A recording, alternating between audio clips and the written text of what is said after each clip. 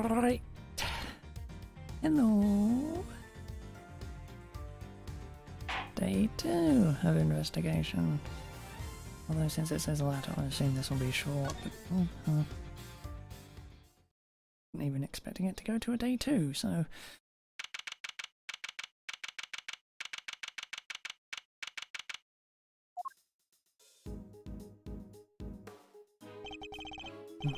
Here we are again. Let's hope we can find something this time that will finally reveal the truth behind it all.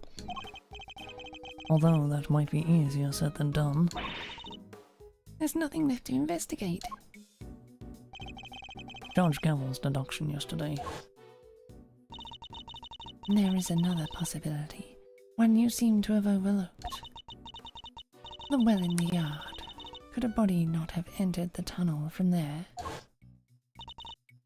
In summary, the body must have been thrown down the well and moved to the workshop. At some point during the show. Tell me, who else could have done that but Mr. Saint? Had Knight's body really been thrown down the well? The answer to that question will surely show us the way forward.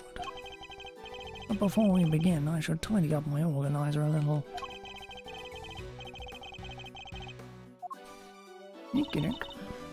Let's see here. Huh? There's a cover on it. Right up, well, slap bang in the middle of a prison. Figures it'd be locked. Well, luckily I'm a master lockpicker. Want me to do my stuff? I think not. We'll do this investigation by the book. Come on, don't be such a stick in the mud. Whoa! Oh, what is it, Kay?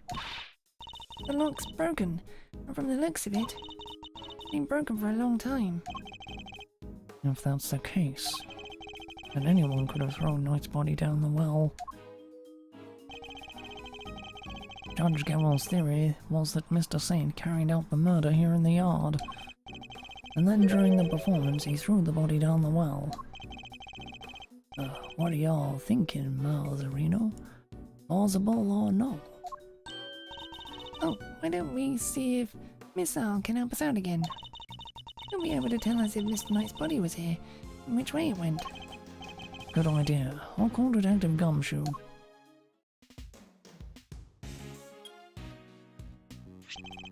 Oh, Gumshoe speaking. Detective, I need your assistance. Come to the prison yard and bring Miss Al with you. You bet, sir. Gumshoe's 7 secret weapons to the rescue again, huh? I'm fairly sure Miss Al belongs to the precinct. I'd also like you to bring one of our witnesses. Call the Berry Big Circus and ask Miss Virginia Berry to come down here with you. Oh, yes, sir. I'll be there before you know it.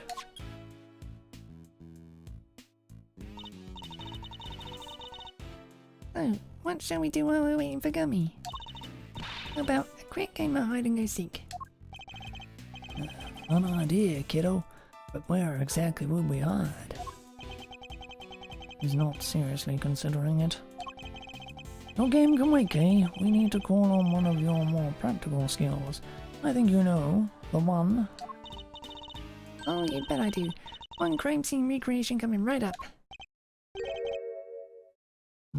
Say what now? Let me show you. Introducing the great thief's great secret weapon, Little Thief.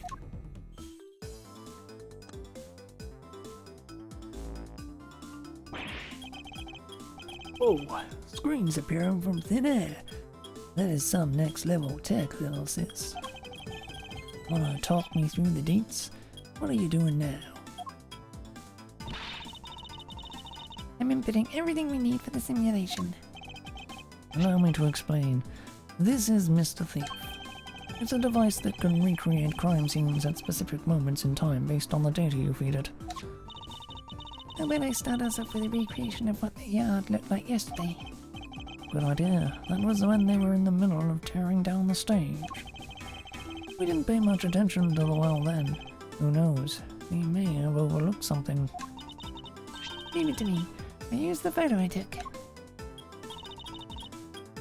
Beepity beep boop beep. That's all the data. Just gotta pump the protection power to max and... Dark skies of evening, and no other bird dares take wing. One of them remains all seeing. You'll witness the true power of a real modern day Robin Hood.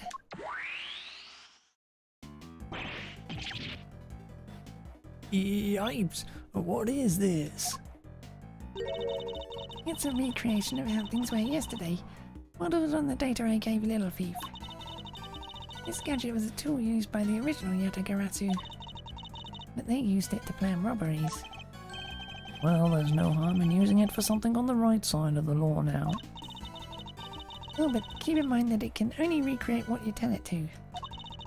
It can't simulate things it doesn't have data for, and if the data itself contains mistakes, then you'll wind up with those same mistakes in the recreation too.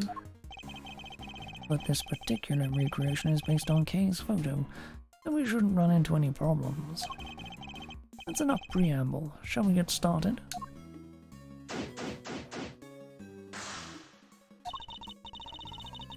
Don't forget, you can examine stuff in the recreation just like in real life. You can also present evidence to try to clear up any inconsistencies you find. Of course, thank you for the reminder. Now let's take a look at that well. Do we go everywhere else? This pond is home to Warden Lagarde's beloved alligator. Look, those bones must be from her latest meal. I somewhat doubt an alligator could pick a carcass clean like that. I got the feeling she was rather ladylike in her own way, actually. If you say so. Well, I do. Kind of have a sixth sense for these things. An interesting talent, though not one I'm particularly envious of. The Great Thief's secret weapon. Color me intrigued, Miles Areno. Not exactly by the book stuff, though, yeah? Using Great Thief doodads in an official investigation. Whoa, enough with the death stares, Chief. I'm cool, okay? I can keep a secret. Anything for the truth, am I right? It's possible that vital evidence has already been destroyed. Without Kay's reproduction of the scene, we have no hope of finding it. Hey, relax. Like I said, I'll just sip it and nod politely while you cats do your thing. Thank you, that will be very helpful.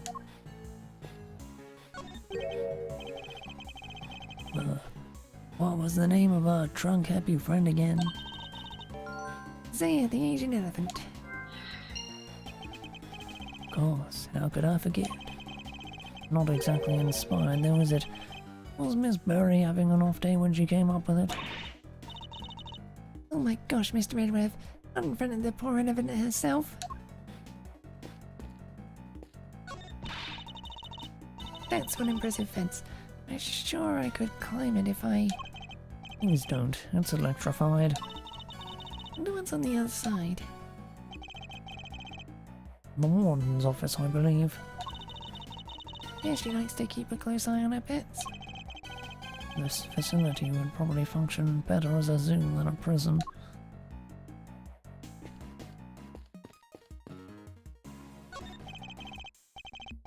Wicker basket, or rather a cart given the wheels.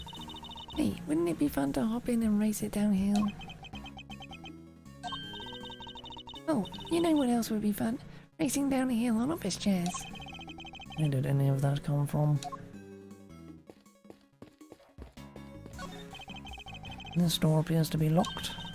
Want me to open it? Can't guarantee anything, but I'll certainly give it a try.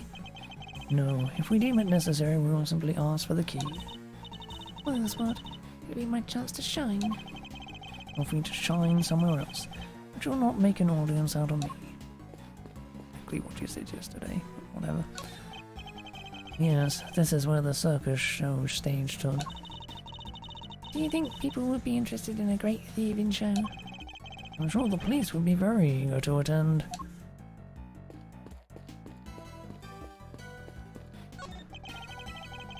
These chairs must have been for the audience.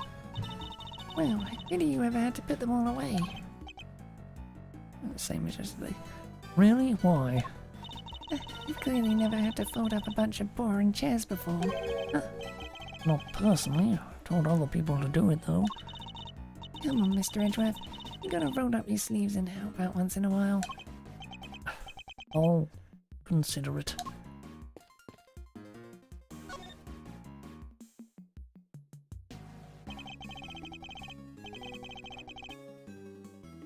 We should examine the area carefully. It may hold the clue we need. It's a metal weight of some kind. It looks like it weighs... Projection makes it a little tricky to read. You remember how heavy it was, Kay? Sure, it was 30 pounds. What does anyone need such a heavy weight for anyway? Doesn't seem related to the circus show at any rate. There's a sturdy looking hemp rope lying on the ground. Kinda reminds me of the ropes we used for playing tug-of-war in school. The answer is no, Kay. What? I didn't even say anything yet. I see it also has a metal stake attached to one end. Oh yeah, looks like something you used to put up a tent. But there was no tent, was there? In which case, what was it used for?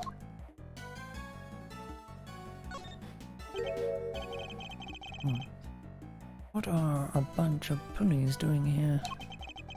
They don't seem to be pulleys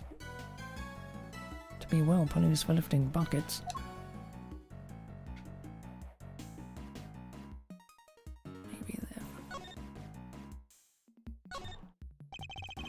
Looks like this was designed for raising and lowering a bucket. No sign of the bucket though.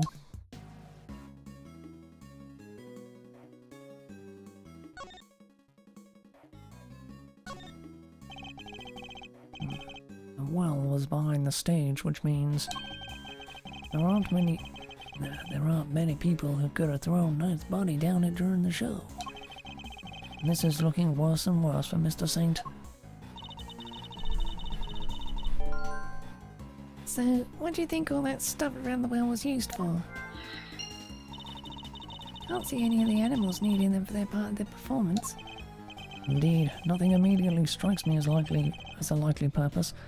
We'll have to ask Miss Berry later. I suspect that's about all there is to find for now. Detective Gumshoe should be here soon too. Okay, you can power down Mr. Thief now. Sure thing. Better return to normality.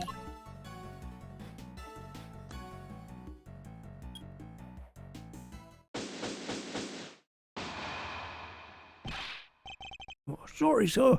Came as quickly as I could. Speak of the devil. Ah, Detective, that was indeed impressively quick. Oh, you know me, sir. Never did like to keep you waiting. Thanks for coming all this way too, Virginia. No problem. This seemed way more fun than rehearsals, so we ditched them for the day. It's very much appreciated.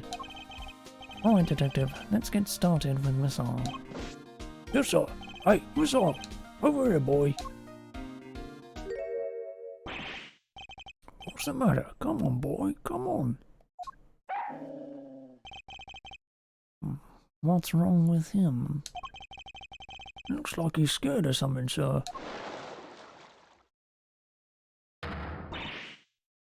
Eesh. Alligator! I guess he's not a fan, sir. Well, I doubt it'll be of much help to us like this. Any other bright ideas, Miles or Reno? Yes, actually. Miss Berry, would you mind lending us a hand? Oh, I'd love to.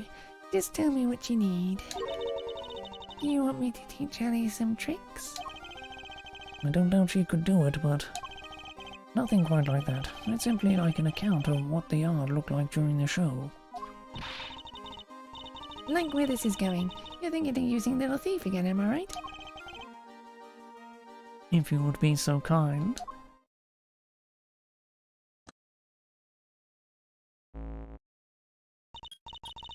Okay, plugged in all the data, firing up the simulation.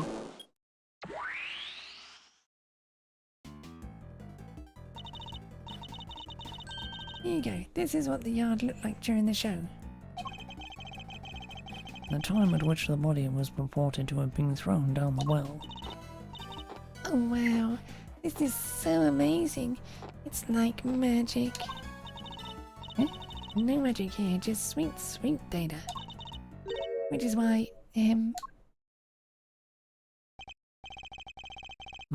The area behind the stage is missing. Yeah, Virginia said she wasn't involved in getting the stage set up. But we don't have any data on what it was like back there. No data, no simulation, huh? Brutal. I'm so sorry, you guys. It's all because I let Simeon do everything by himself. Oh no. It's all my frilly associates' fault. Objection, Fender. Anyway, we got a fresh simulation now, but we still have the other data too. I can switch back whenever you want to want to. A recreation of them taking down the when you want to the recreation of them taking down the stage. Blah blah blah blah blah blah. So we can examine the scene both during and after the show. And switch between the two at will.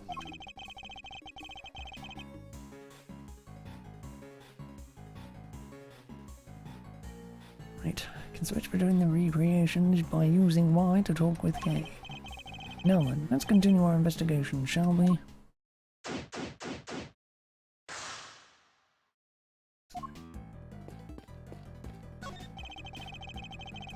The chairs are lined up neatly for the show, though we know there were a few empty seats during the performance. Something about this space, the way the seats are arranged, reminds me of a karaoke contest I entered as a kid. You entered a karaoke contest? I sure did, and I came in second. Even in the depths of night, when no other bird dares to take flight, one alone soars to shine, the light of righteousness on the world's blight. Tell me you didn't actually sing that. I sure did. She did well to take second place, or perhaps stole is more apt. Or is it more that she failed to steal first place? I'm overthinking this. Story of forbidden love between a tiger and an elephant. Wish I could have seen it. Wish I could have seen Simeon up there on that stage too.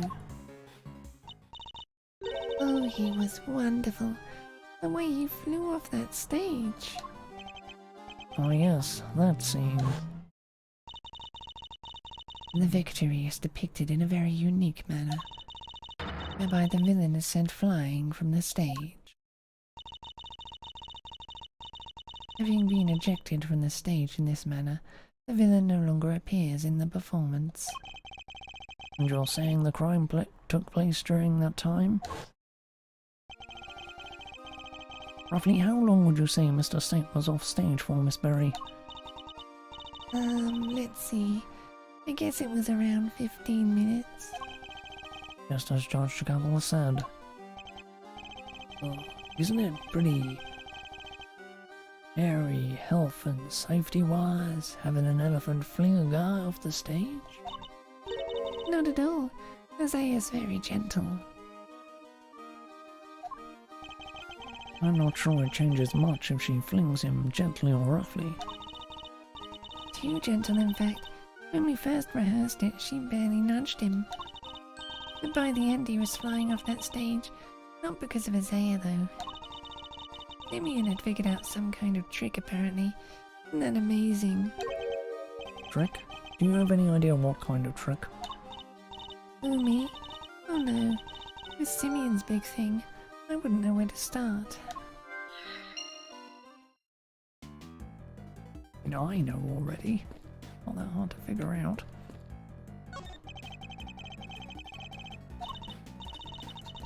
Yeah.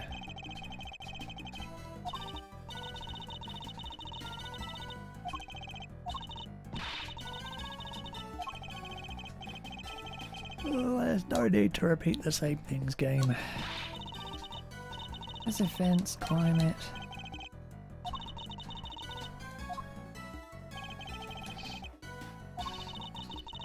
They could have just kept it down.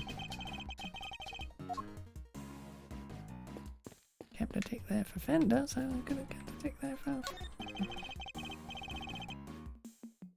It's the pen that held Azea the Asian elephant. Now empty as the lady herself is on stage. I wonder how they got her in here in the first place. What do you mean? Well, the entrance to the yard is people-sized. There's like a gazillion megawatts pumping through that fence. Kinda risky, no? Not if one turned off the electricity. Yeah, but then all the prisoners would escape. Or an entrance blocked by an elephant? I think not. This is a real puzzler, alright. I need to give it some more thought. Seems to be enjoying the challenge. I'll leave her up to it. The basket was empty in the other recreation. Oh yeah, but it was definitely empty in the photo I took too. Oops, sorry. I made a mistake when I was filling you in earlier. Oh? That basket's for holding Azaea's food, but on the morning of the show, all the apples that were in it had vanished. Oof. I totally forgot to mention it. Sorry.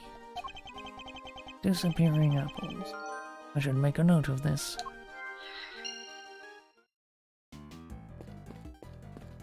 Oh, so the apples were the sweet smell, and the apples were thrown down the well. Gotcha. Oh, so bad as it looks, that little guy's scare out of his skin. I'd hoped to have him track that scent again, but that clearly isn't in the cards now. Oh, don't say a word, sir. I know just what you're looking for. It's written all over your face. It is? Missile may be temporarily out of action, but my fishing rod is good to go whenever you need it. Oh, and if you want to give the metal detector a shot, I have that too. I've never seen him so excited. I'll be sure to let you know if I need either of them, Detective.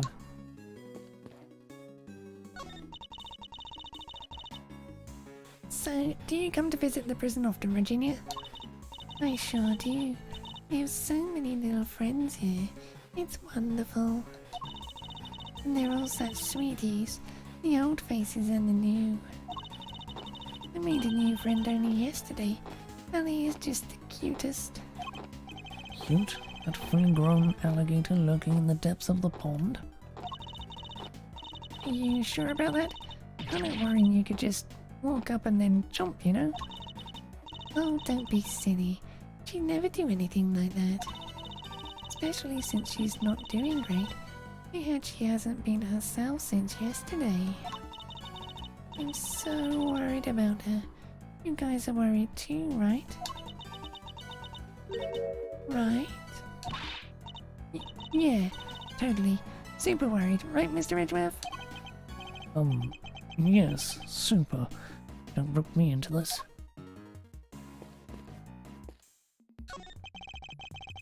Would appear that we're missing some data at this point in time. Yep, that's about the size of it. You're gonna go steal us some data. I don't steal data, Kay. I use logic and deduction to get what I need. Well, I'm more of an act first, think later girl. Please don't add to my workload with your recklessness. I would hate to have to order your arrest.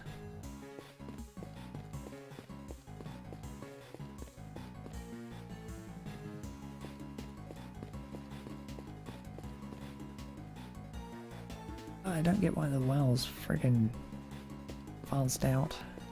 It's a physical object. Can't really move, so you know it's still gonna be there, but whatever.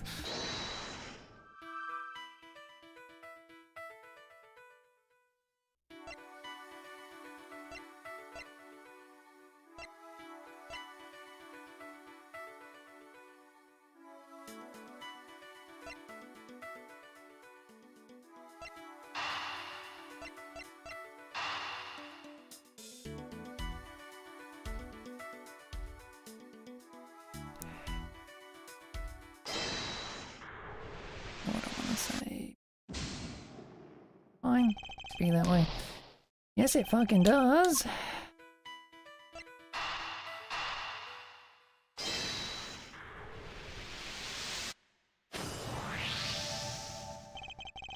The trick Mr. Saint performed for his big scene. Could it have something to do with all the items that we found by the well? Okay, I'd like to have another look at the equipment around the well from yesterday. Can you have Mr. Thief bring up the recreation from when they were tearing down the stage? You got it.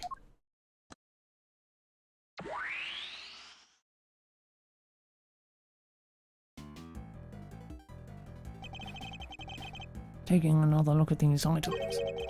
Could they not have been used for this trick of Mr. Saint's? Sounds plausible enough. Hey, I could maybe add it to the simulation. Good idea. Please go and ask Mr. Saint for the details. Roger that. I'll be right back.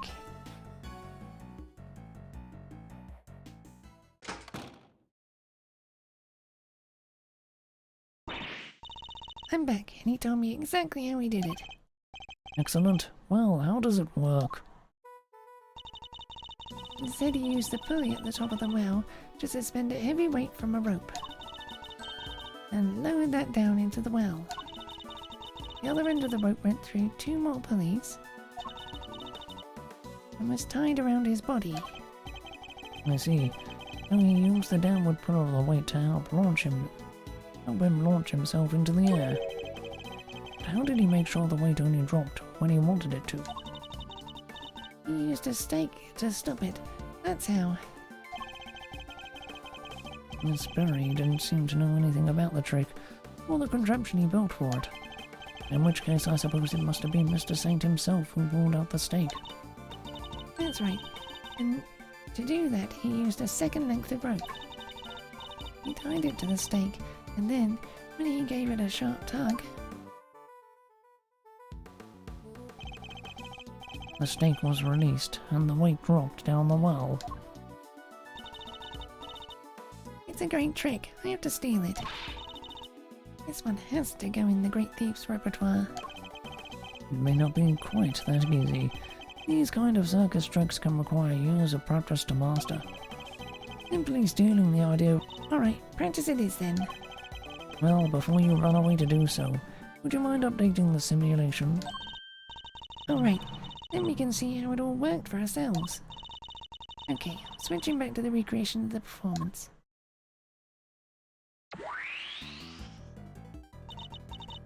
Now to add in the data. Little Thief should be able to reproduce the trick now.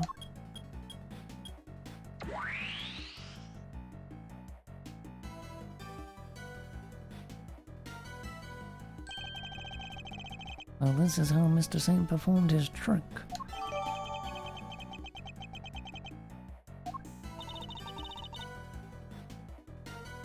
It means full of surprises, huh?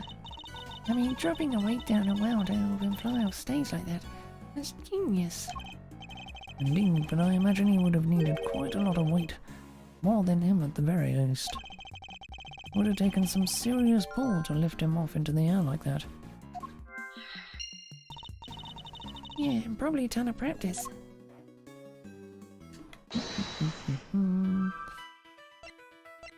Pulling force. Alright.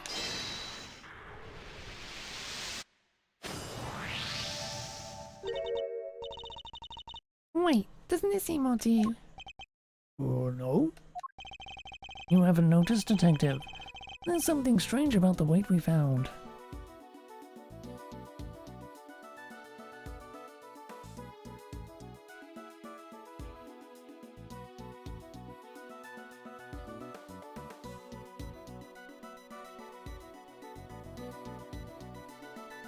But it's not what it's made of.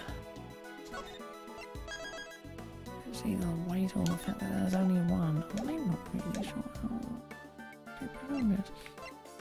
How heavy it is? The one weight on its own wouldn't be heavy enough. A single 30-pound weight couldn't have lifted Mr. Saint off the ground. Oh yeah! In which case, could there perhaps be some weights missing? Sounds like a job for my 7 secret weapon, sir. Should the need to use them arise, should the need to use them arise, I suppose I should speak with him then.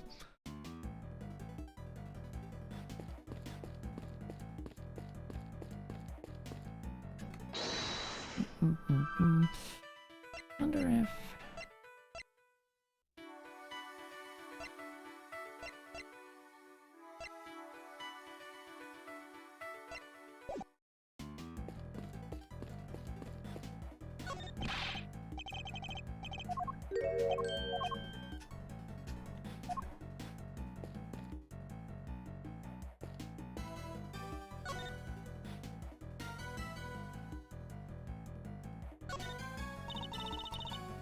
It's one heavy weight. Kinda makes you think how much must be weighing on Simon. It does. I'm not sure I quite see it myself. Oh, too bad we don't have the real thing here. Otherwise I'd hang it around your neck like a big old albatross, and we'll see how you like it. You'd face some stiff resistance if you tried. I can promise you that. This top, it's just like the one we saw in the workshop. This top is just like the one we saw in the workshop. Yes, but why is it here? Why is it here? Are you okay, Mr. Edgeworth? You've gone kinda blank. I intend to stay blank until you stop stealing my thoughts. Mr. Saint used the well to construct a contraption that would send him flying off from the stage. It made clever use of 2 ropes.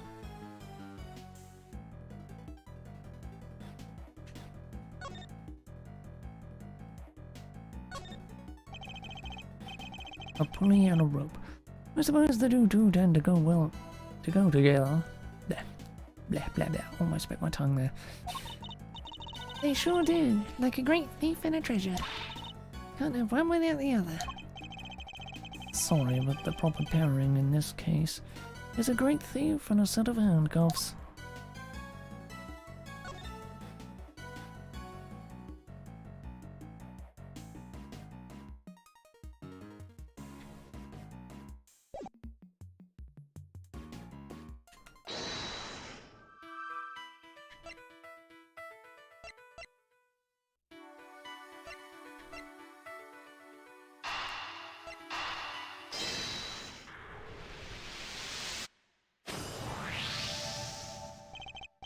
Detective, I have need of one of your secret weapons. Roger that. The metal detector, if you would be so kind. Oh, jeez. We're gonna get to use my fishing rod. So before we get started, let me run you through how the metal detector works, sir. Simple enough. It uses this sound.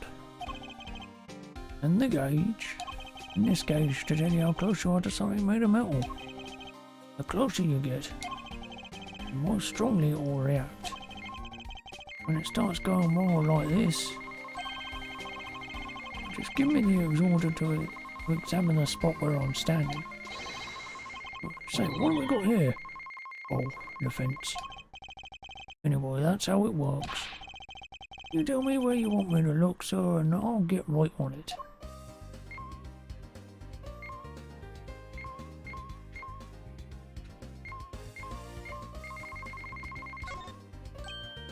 So, picking up something over here. Take a little look-see. Huh? I found these little guys in the grass. They're the same as the weight we found by the well.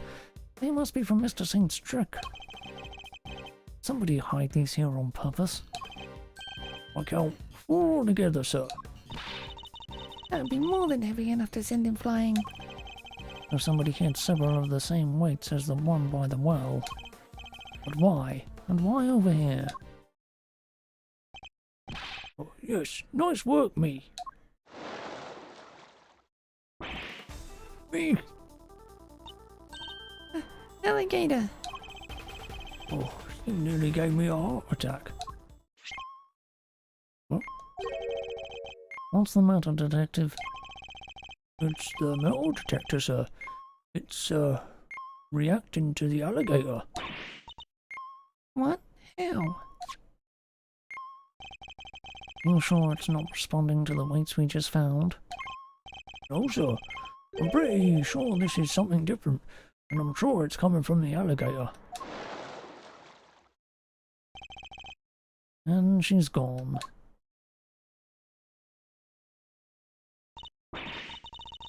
We scared that big snapper good. I don't think that's it, Kay. Huh? Then what is it? Ellie hasn't been herself lately.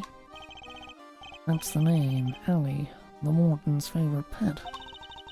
He wouldn't even look at the food warden the guard brought her yesterday.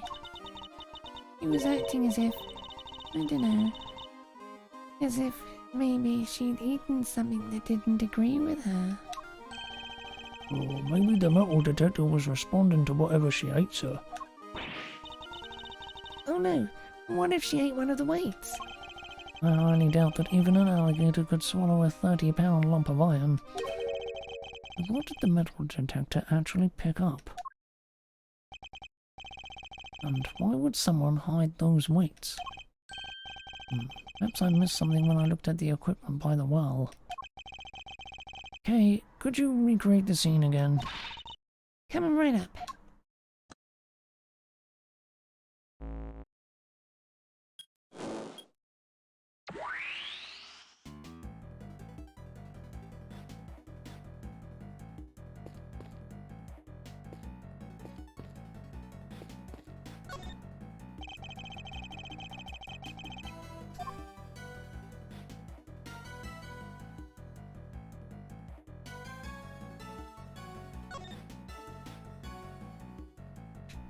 I don't think I missed anything.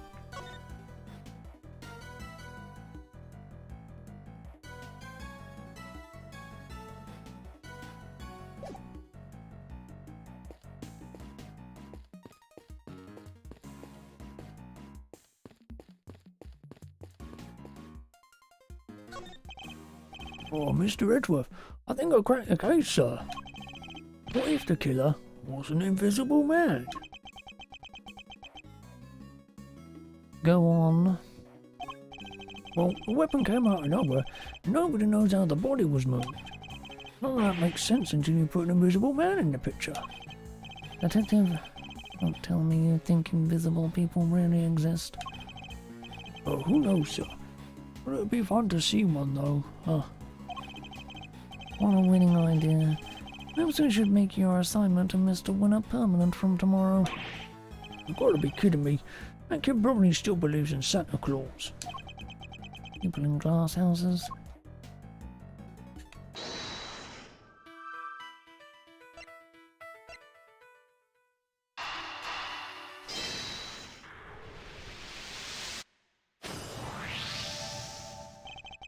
And the apples in the basket were likely eaten by Isaiah. Really? That's strange. I made sure to put the cart where her trunk couldn't reach them. Are you sure about that? Oh yes, it was still full of apples the night before the show. Then we must consider the possibility that the cart was moved to somewhere within Isaiah's reach. A large basket full of apples couldn't have been moved by the wind, which likely means somebody moved it for a reason. So before the show had even started, the cart had been moved, and its apples eaten. Yes, that seems to be the most probable timeline. Let's update the recreation key. Will do. I'll add that into the simulation of the performance then. Let me just change back to that recreation first. Updating based on what Virginia told us now.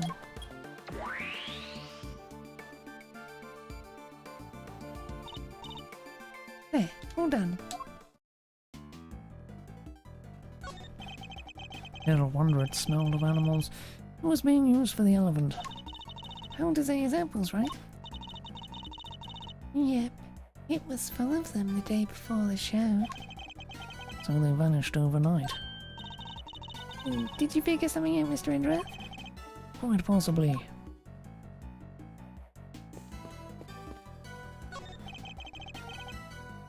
The door appears to be locked. Want me to open it? Yep, can't guarantee, blah blah blah.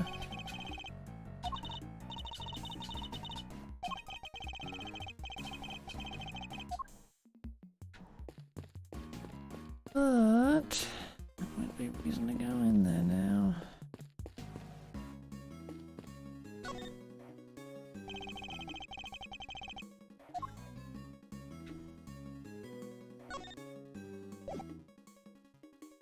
Hang on.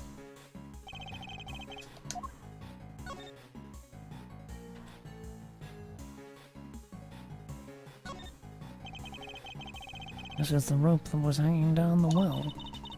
But there's no pinata at the end of it. Definitely no bucket. Oh, do try to be serious, Kay. Oh, come on, Mr. Edgeworth. I'm just trying to lighten the mood. You cut it out with that stare of yours. Actually, she may be onto something. You might want to consider what could have really been attached to the end of the rope.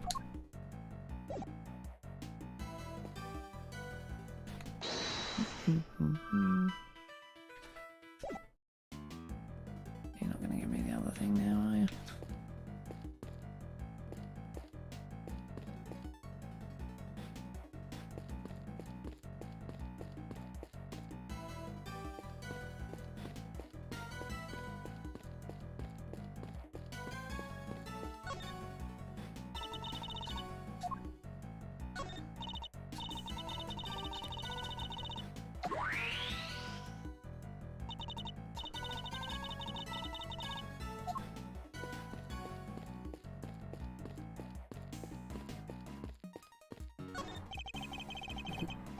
Little smells of animals, elephants, apples, blah blah blah.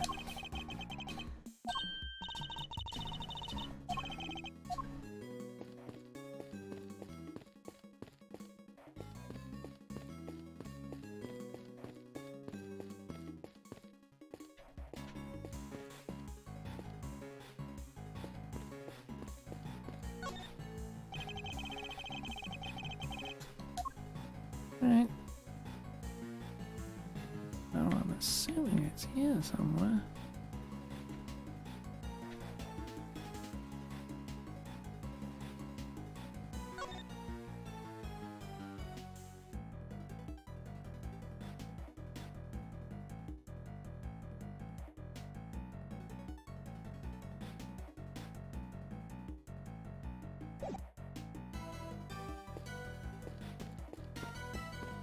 Nothing there.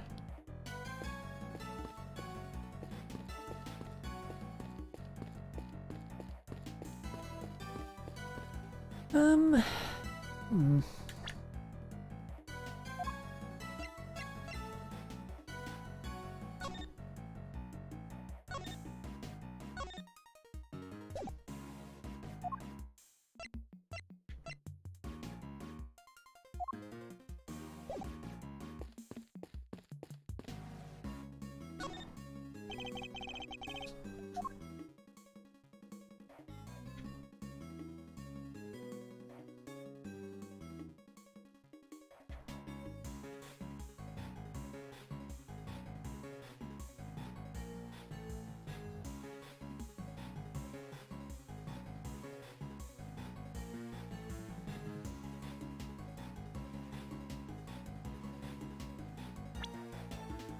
Obviously meant to do something.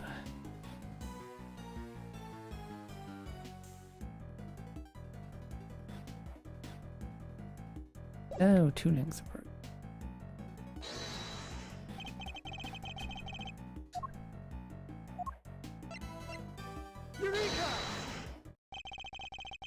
Think about the recreation, the 2 recreations, and the one during the performance and the one we're looking at right now. There's a major difference between the 2, namely that one of the ropes is missing. Oh yeah. Mr. Saint's trick wouldn't work with only the items we see before us. So, what happened? Where did the missing rope go? I think one of the pieces of evidence we've collected might tell us exactly that. Really? What shows us where the missing rope went?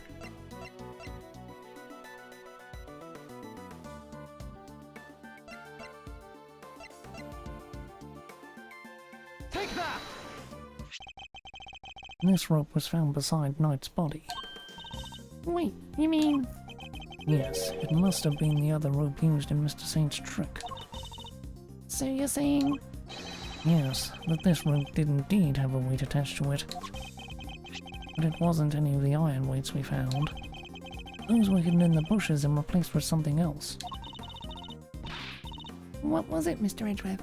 Come on, I'm dying here. Think about what the rope we found in the workshop was related to. Do that and we'll soon figure out the answer. The weight dropped down the well in place of the iron weights was...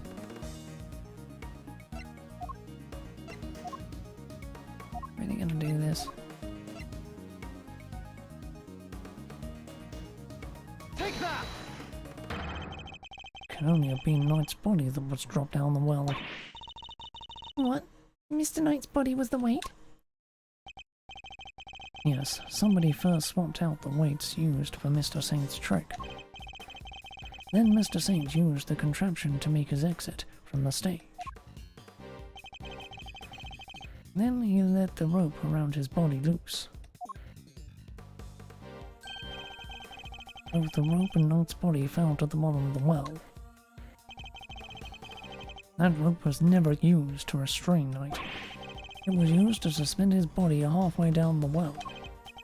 From this we can easily see why most of the weights were hidden. So that no one would realize they'd be replaced with the body. Precisely. We can then further deduce that they were hidden by the killer. Whoa there, gang. Wasn't poor old Bronco stabbed in the neck? Wouldn't there be blood everywhere, including down the well? Oh, the killer thought of that, which was why they used this. What did the killer use to stop Knight's blood from going everywhere? Take that! This tarp was found with the body. I think it's likely that Knight's corpse was wrapped in it. Oh, another piece of the puzzle falls into place. It's all coming together now. Love it. But all we're doing is proving that the body did go down the well. Which means we're hoping to prove that Simeon was the killer. No, not quite. What about what Judge Gavel said yesterday? Ah, but if Mr. Saint truly is the killer, why would he need to go to such lengths to commit his crime? That's true. Knight's body fell down the well when Mr. Saint used his contraption during the show. Therefore it reveals nothing about where the real killer actually was, or what they were doing at the time. It's only designed to throw suspicion onto those who were not at the show. Yeah, I guess we did suspect Mr. Canis right away, huh? That was the killer's goal, to make us think that the crime took place during the show. In other words, they used the well contraption to construct an alibi. Miss Mary, when exactly did Mr. Saint put his contraption together? It would have been the day before the show. The night before, actually. Yes, we started getting ready for the show at around 9 PM. And I think we finished at around midnight.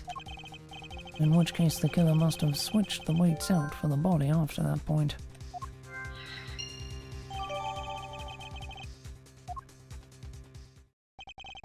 Did Canis know about this contraption? Even if he did, he wouldn't have been able to do much with it. And I highly doubt that he taught his dog to suspend bodies halfway down wells. Which means Canis isn't the killer.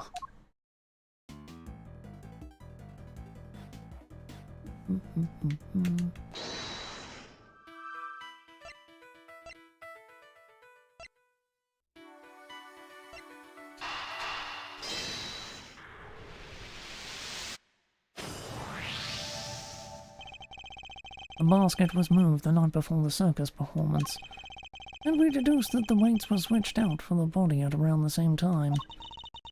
Hard to chalk that up to coincidence, huh? Then the next question we should be asking is, why was the cart moved? I think I can hazard a guess. The cart would have been blocking that door. Which can only mean... Somebody needed to open it. Let's see what's... Right, it's locked. Let me ask a guard for help. Hey, Mr. Guard! Yes, miss. What can I do for you? That was fast. Guard, where is the key for this door?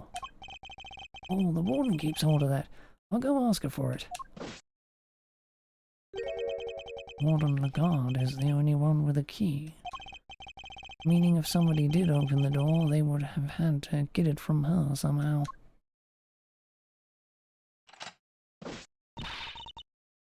Thanks for the help.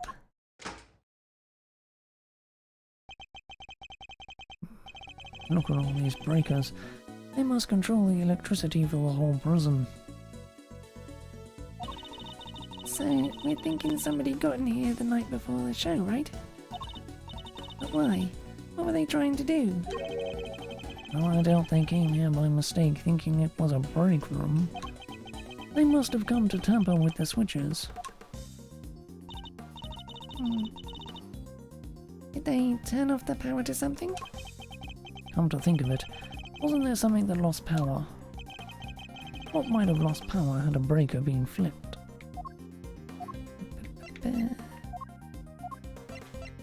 Yoink. Take that!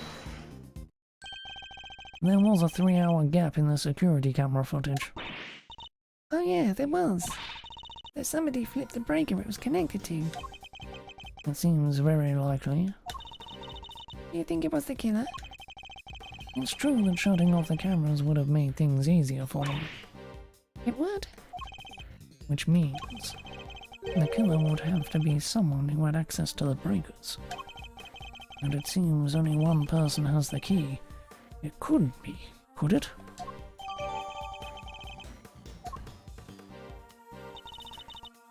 Alright, little thief, your work here is done.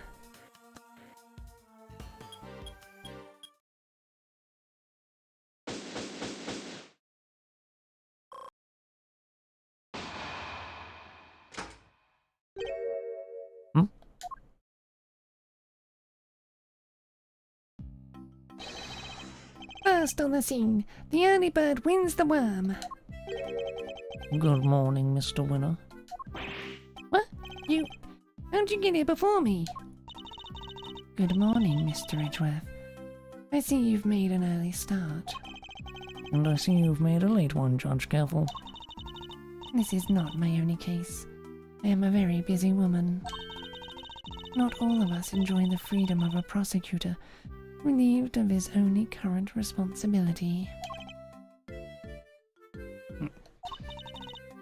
Oh, I do apologize. I meant, of course, an associate attorney. Associate? More like asinine. We'll see about that. Eustace, let us begin the investigation of the yard. Okay, I'll go get some officers to help. Hold it! That won't be necessary. Why not? We've already finished investigating the yard, and won quite the prize in the process. One, but I'm supposed to be the winner. Your Honor. I'd like to revisit your theory from yesterday, in order to thoroughly disprove it. I would caution you to choose your words carefully, Mr. Edgeworth. As I am sure you remember, your badge is in my hands. How can I forget? You've told me several dozen times already. Perhaps you'd care to try a different threat. Overruled! You have been warned repeatedly, yes, and each time my words seem to have fallen on deaf ears. Allow me to make this crystal clear. The committee cannot and will not tolerate insubordination. Objection! The fate of my badge and the whims of the committee are of no concern to me now. The only thing that concerns me is proving Simeon Saint's innocence. Interesting. Spoken like a true defense attorney. In that case, I shall be equally uncompromising. In the name of the goddess of justice, I will strike down your case without mercy. When I am done, your career as a prosecutor will be over as well. I hope you do not come to regret this.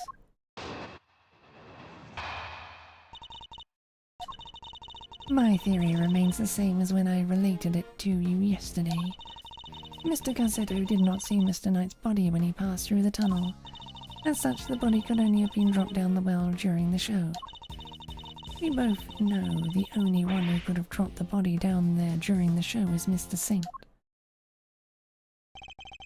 That's still your recitation, and you can prove it, of course. Of course you can. Who do you think you're up against? What Eustace means to say is that we received the final autopsy report just ahead of our arrival. She really is a very busy woman, busy looking after baby Winner. The victim appears to have died the night before the body was discovered. In other words, the night before the show. The cause of death is as stated. It seems the wound is 4 inches deep. Simeon Saint was off stage for a period of 15 minutes. That was plenty of time for him to throw the victim's body down the well. Judge Gavel hasn't investigated the yard yet, Miss Means. I feel there may be something of a flaw with your theory, or not. You seem very confident of that. But do you have any evidence to prove it?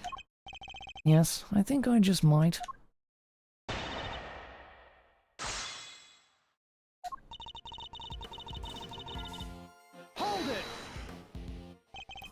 That theory brain that Mr. Saint was the killer. You're certainly clinging to it rather stubbornly. And you are certainly clinging rather stubbornly to the idea that Mr. Saint wasn't the killer. Do you have any conclusive evidence that he wasn't? Any idea who the real killer might be? I'd like to see what evidence you yourself have first. I am an emissary of the Goddess of Justice. My words are her words. But her words are wasted on you, I see. You would challenge me if I said the sky was blue. Is this a court or a cult? If you truly mean to refute the words of the divine, then come, show me your evidence. Hold it! Isn't it possible that Mr. Carsetto simply failed to notice the body? Assistant to the Associate Attorney, you've been through the secret passage, have you not? Well, how'd you know? I noticed mud on you yesterday, on that charming key in your hair, to be precise. That's incredible! You could be a great thief with eyes like that. Answer me truthfully, in the name of the goddess. Would you or would you not have noticed a body had one been present? Well, you know, I guess I would have. There you have it, Mr. Cassetto did not see a body, which means there was no body there to see. Hold it! Could you talk us through your reasoning on that a little more? The day before the performance, Mr. Knight borrowed the keys from Mr. Cassetto. Or more specifically, the key to his cell. Mr. Knight then used the key to leave his cell and enter Mr. Saint's cage. Mr. Saint took Mr. Knight to the yard in that cage, and that's where he killed him. The following day, Mr. Cassetto crawled his way through the tunnel, but there was nobody there yet. Wait a second, that doesn't add up. Mr. Cassetto smelled the sweet smell, so Mr. Knight must have been in the tunnel already. No, his body did not pass through the tunnel until sometime after Mr. Cassetto had crawled through it. Mr. Cassetto used the tunnel right around the time the show was starting. The body was discovered just after the performance ended. From which you deduce that the body could only have been thrown down the well during the show. Yes, and who the culprit must be.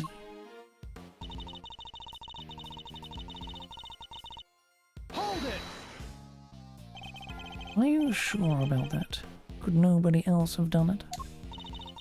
I understand that Miss Berry was on stage for the entire performance. Most of the prisoners were watching the show, and those who were not had plausible alibis. What about the guards? They too were watching the show, as was the warden. How can you be so sure? A guard could have easily approached the well unnoticed. None of the guards left their posts during the show. I've checked this for myself, you know. I took statements from each and every one of them. She was thorough, I'll give her that. Are you finally ready to accept the truth that the killer could only have been Simeon Saint? Judge Gavel hasn't carried out a full investigation of the yard yet. Which means we got the advantage for a change. I should review the evidence we gathered during our investigation of the yard.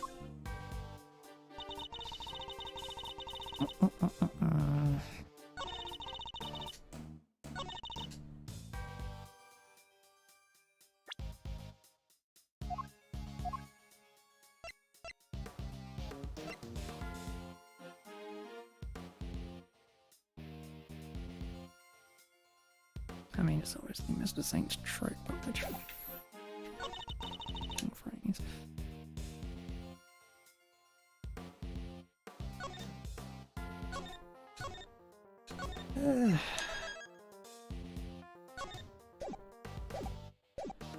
Screw this up then, shall we?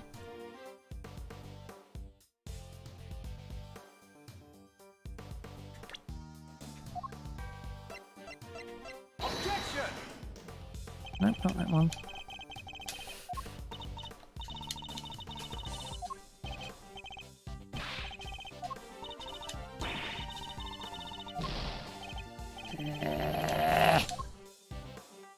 Fucking work on all of them.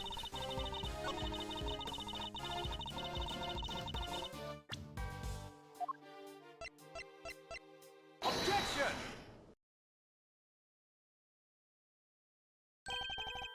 Sorry, Your Honor, but there's something else you're going to have to take into account. The well in the yard was rigged up to create a certain unique contraption. A contraption. Go on. You will recall that Mr. Saint was sent flying from the stage by the elephant. I do, just before he was to be absent for some time. He was only able to fly through the air thanks to a weighted rope he tied around himself.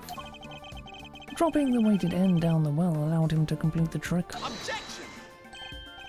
Wait, wouldn't that send him flying as soon as he set his foot on the stage? Hold it! It's simple really, he kept the weight from falling by using a stake to keep the rope in place. With the second rope he was able to pull the stake free, thereby controlling when the weight was dropped. We found evidence to suggest that the original weight was replaced with Knight's body. This was done by the real killer in order to create an alibi. The estimated time of death tells us that the murder took place early in the morning. The killer could have tampered with the contraption in the time between the murder and the show. Objection! You're saying Mr. Saint himself set this contraption up, right? Well then, who do you think is the number one most likely person to have used it to dispose of a body, Even you must see how this looks. Objection! If Mr. Saint was the killer, he could have simply done as Judge Gambit theorized without those extra steps. Miss Berry, Yes? does anybody else know how Mr. Saint's trick works? Well, let's see. We had to get the prison's approval on what we were going to perform. Though I don't think Simon's the only one who knows. And there you have it. Overruled! Interesting. You have certainly been diligent in your investigation. And yet, I fail to comprehend your actions still. Why do you not work to do what is right? Is what I'm doing wrong? If so, who is it that deems it so? How can you not grasp even that? How can you not see that you are doing wrong at this very moment? You are a prosecutor, and yet you aid the defense. This flies in the face of common sense. You are breaking every rule in the book. I think only what is right and just, and act as I see fit in each situation I am confronted with. This is the path I have chosen, and whether you can comprehend that choice is immaterial. But if you mean to stand in my way, I will fight back with all I can bring to bear. Perhaps the goddess of justice is testing me. Very well. If it is her will that we must fight, then I shall end this once and for all. Listen well, Mr. Edgeworth, for there is another reason why only Mr. Saint can be the killer.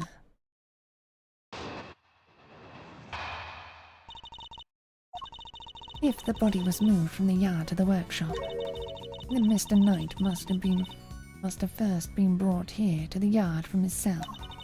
The only person who had the opportunity to do that is Simeon Saint, and thus he remains the only plausible suspect. Mr. Saint took a cage with him to Mr. Knight's cell, but why would he do that? Why take such an unwieldy object all the way to the holding cells? Yeah, it's pretty sus. But we've all met Mr. Saint. That's exactly the kind of thing he would do. It's entirely plausible that he took the cage with him out of absent-mindedness and nothing else. It may be plausible, but it is no more or less plausible than him having helped Mr. Knight to escape. Need some real solid evidence if I'm going to get her to budge.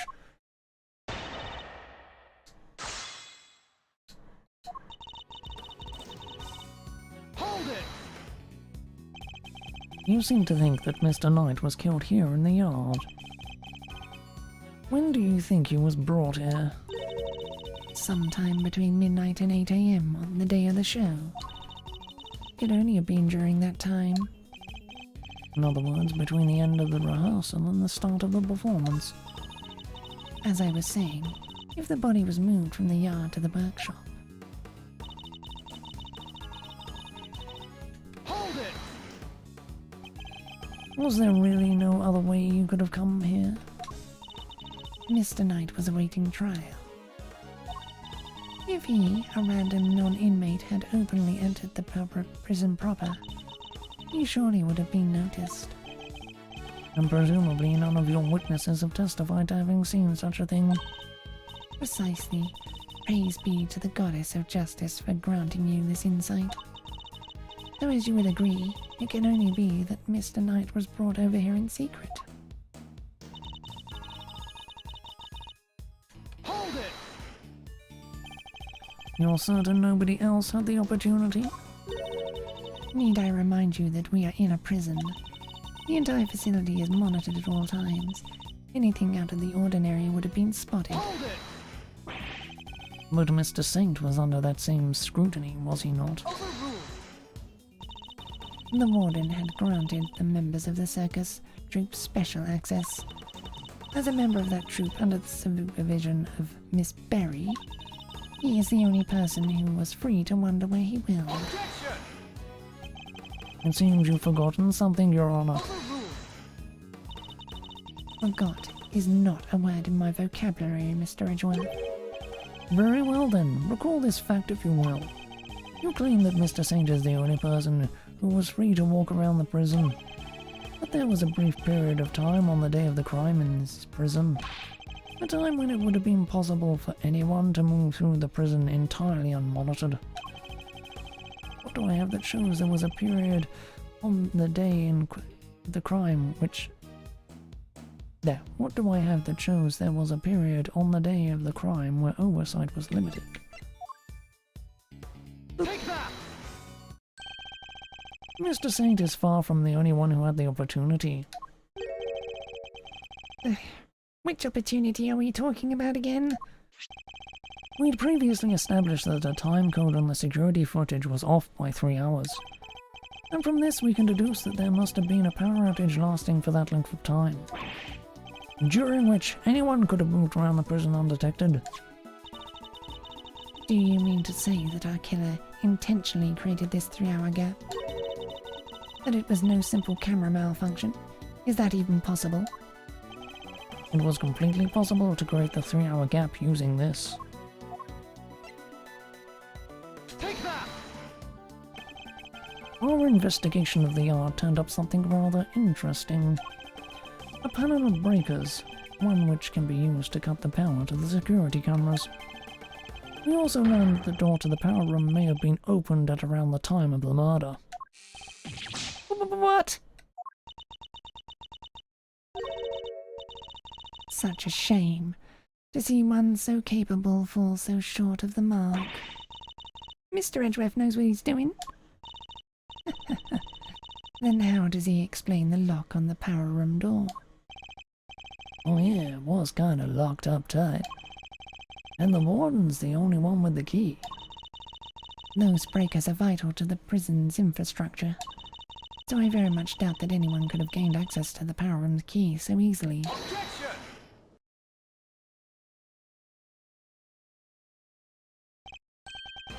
No, but one person could have. I beg your pardon?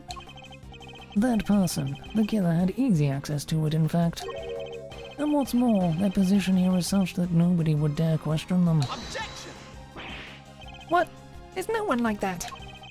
The breaker to the electrical fence is in there. They would be questioned in an instant. There's only one person who meets these criteria. I can hardly believe it myself, but I have to follow where the logic leads. The person who had access to the power room key was... Take that! The real culprit is...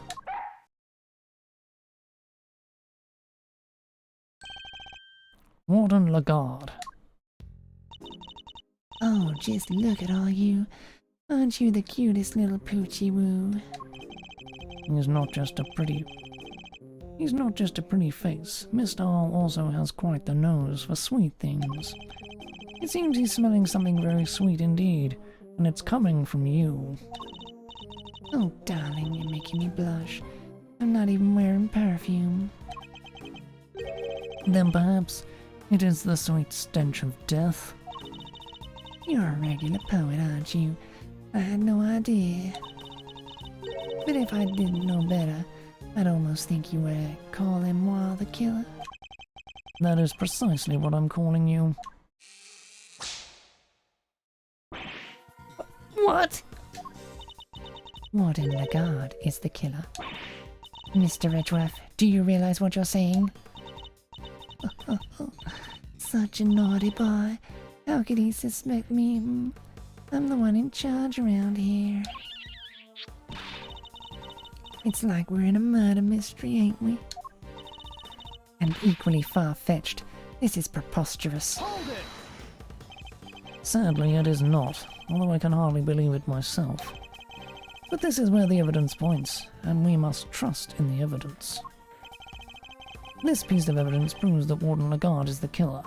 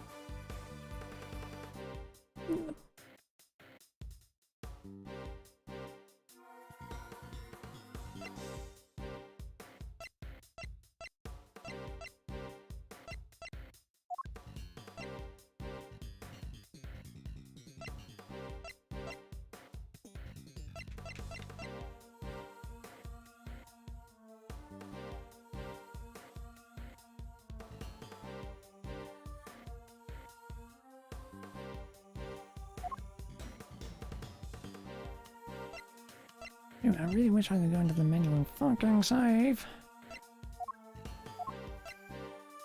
Could it be the roll call? Take that! Nope. But at least I can fucking save now. I say.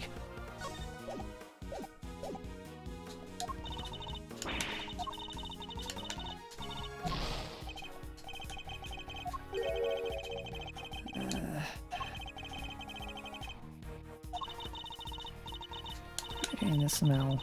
Okay. Blah blah blah blah blah blah blah blah.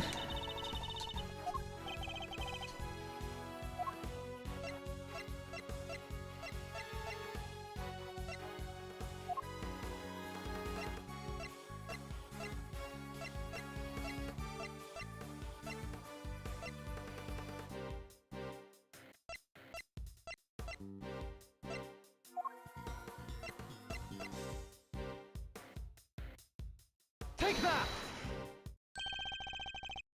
Your scent betrays you, Warden. And here is your accuser. The police dog. We had him track a sweet scent that was lingering around Knight's body back when it was first found. He now appears to be smelling the same scent, and it's coming from you. Oh, darling, you're priceless. Really you are. Your evidence is a whiff of suspicion. Verity, dear. Do put him in his place. It seems Judge Gavel may have reached a similar conclusion to myself. You believed this to be no mere coincidence, Mr. Edgeworth. I do. After all, she had the key, and the scent found lingering on the body is hers as well. Were it just one or the other, we might be able to brush it off as coincidence, however. Indeed, and it seems a conclusion approaches. Perhaps we should hear what the warden has to say for herself. We should, and when we have, this case will finally be at an end. You are being simply awful. Stop looking at me like that. Me, the killer? How could I possibly do such a thing?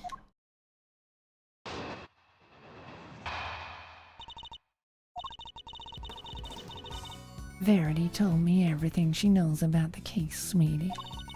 The victim died in his cell, so by your logic, I would have had to have killed him there. But how am I supposed to have moved the body, especially as I never went into the prison? I was too busy with work, you see. I was cooped up in my office until right before the show began. Check if you like. You won't find a record anywhere of me having entered or left the prison proper. I haven't the first idea what harebrained theories you little scamps have cooked up, but I'm innocent. There's simply no way I could be the killer. Oh, give me a break. Miss R doesn't lie. Don't make it hard on everyone and just come clean. Oh dear, I'm afraid you are the one making things difficult. As I just said, I never went into the prison. If you think I'm lying, go and check the records. He clearly wants us to check those records, which means they won't help us. We'll just have to find another way of getting the truth out of her. Please, Mr. Ridgeworth, stop being a big silly. You made a boo-boo and you know it.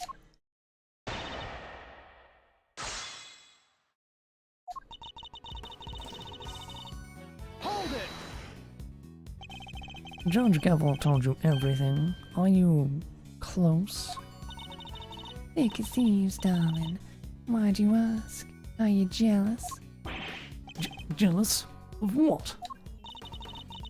I had to ask Warden Lagarde for a lot of information on the first day of our investigation. It seemed only right that I share some information in return. Oh, Verity, do you have to make it sound so awfully dry? I thought we had a lovely chat. I simply shared the truth in our conversation. It was the least I could do. I'm not sure what's going on, but these two are terrifyingly formidable together. Hold it! The murder took place in his cell. You seem very happy to accept that.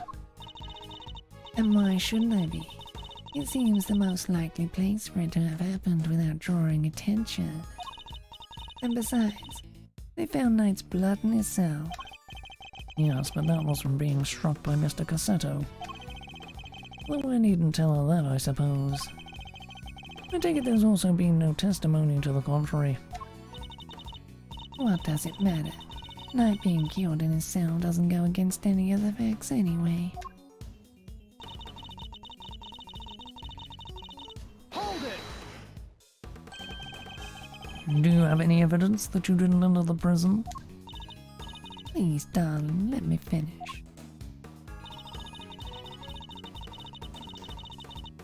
Hold it! So you were in your office the whole time, and you didn't notice anything unusual? No, I can't say that I did. And you didn't notice anything missing? I must confess, I'm a rather messy girl. And a forgetful one at that. I put something down and it's lost forever. It's a curse, darling, a curse. I even lost some important evidence recently. It was gone. Poof, just like that. What? And she still has a job? Honestly, somebody came into my office and took something. It might be years before I noticed. No, seems like I need more than the power room key to expose her. On the day of the murder, I was working in my office. Oh, and looking for something I misplaced. Even if I had had a reason to go into the prison, I simply wouldn't have had the time.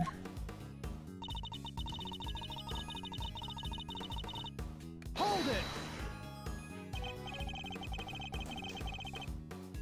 it! Sure, maybe you didn't go through the main entrance to the prison. But what if you took another route? Oh, come now, sweetie. Surely you don't mean that awful, filthy tunnel they discovered. Well, until yesterday I had no idea it even existed. No, you had another way in, I'm certain of it.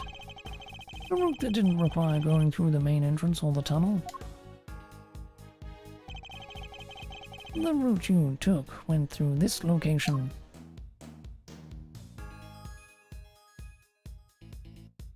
Take that! Through the fence? Warden, you took Knight from his cell and brought him to your office, which just happens to be connected to the yard.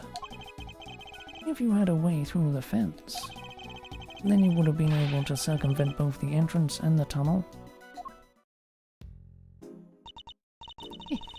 Gold star for creativity, darling. And how would I have gotten through the fence, The extremely high fence, topped with razor wire, with thousands of volts of electricity going through it. Yeah, how's she supposed to have gotten through that, The fence's electricity supply can be cut off from the power room. And only you had the key, Warden. No one but you could have done it. Utterly ridiculous. The power room is on the prison side of the yard. Warden Lagarde was on the detention center side. How would she even have reached the power room? Exactly, Verity, darling. Very. Well, Cleverpuss, you dug yourself a real hole now. If there is no record of Warden Lagarde having entered the prison proper,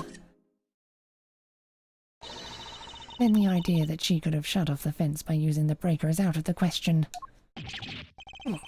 There must be some way she could have done it. Take a deep breath, big guy. Lose your cool and you lost everything. But if I don't find a solution, she might still wriggle out of this. Hey, I said take a deep breath, not freak out and completely lose your cool. There's nothing to be gained by banging your head against the same wall, yeah? No matter how you look at it, Warden Lagarde couldn't have done it alone. Mr. Edgeworth, if you cannot find her... You aren't doing yourself any favours by obstructing justice with your silence. That was a reflexive objection. But now that I've yelled it, if I don't come up with an answer, it's all over. I have one more thing to add, if you'll permit me. Something that explains how the warden could have shut off the breaker from the wrong side of the fence? Yes, because it's not as impossible as it seems. What enabled her to shut off the breaker?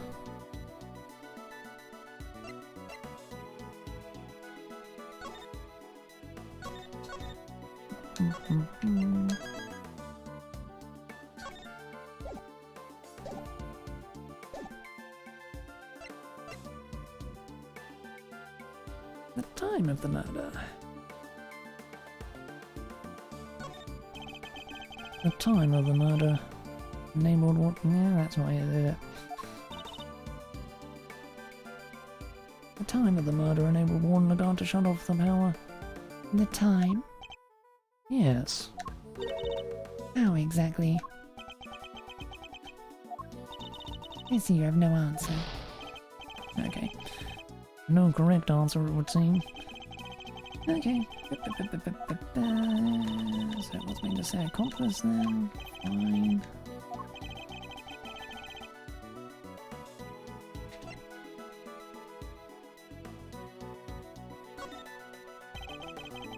She couldn't have done it alone, but what if she wasn't alone? Oh, now we're talking. Way to flex the old grey matter, kiddo. I believe that Warden Lagarde had an accomplice. Enough. You disappoint me, Mr. Edgeworth. But what do you mean? Mr. Edgeworth had said nothing wrong. The inmates of this prison are all issued with security bracelets. The ones that raise the alarm if people go where they're not supposed to. Ah! I see that you have realized your error, and we are, of course, within the prison grounds, where not only are the bracelets worn, but even the guards surveil each other for signs of wrongdoing. And despite all that, no one noticed Mr. Cossetto's escape. The only ones who are free to roam are the animals, and they most certainly could not have operated the breaker. No. So our accomplice must be human. Then who did it, given that it cannot have been a prisoner or a guard? I wouldn't be so quick to rule out either, Your Honor. The fact is, there is one person, someone whose movements weren't restricted. And I have just the evidence to show who that free-roaming person was. Take that! This is one of the prisoner's bracelets. Indeed, a broken bracelet belonging to a certain self-proclaimed model prisoner. What do you mean? And who is this prisoner?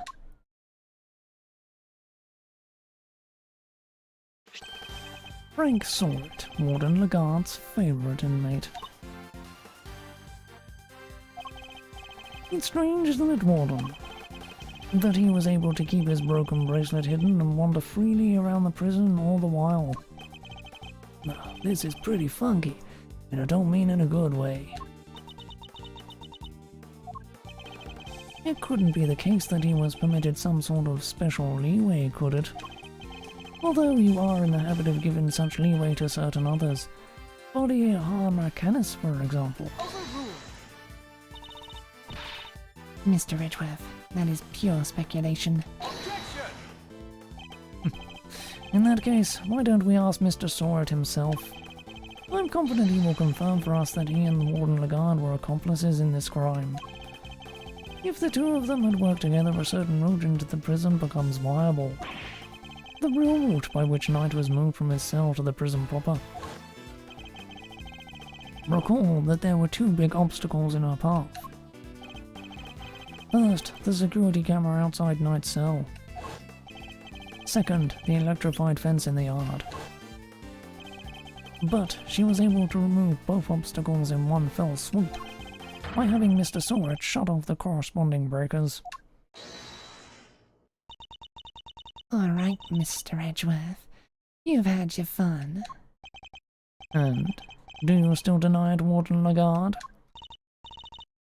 No, darling. You got me. I admit it. Warden, tell me this isn't true. Sorry, Verity, honey. I'm afraid it is. Frankie, help me do it. No way! Get it, Mr. Edgeworth. You gotta. Not shooting, cowboy. You won't be wriggling out of this now.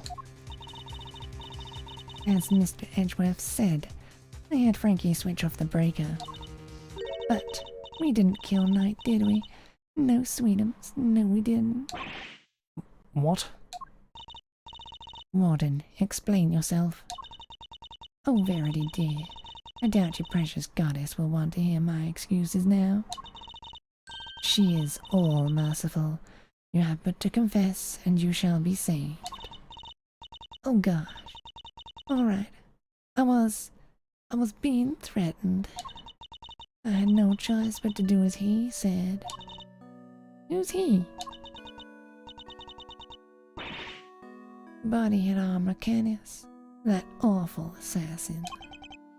Canis. How long has it been since that awful man came here to my beautiful prison? I'll never forget the day he arrived.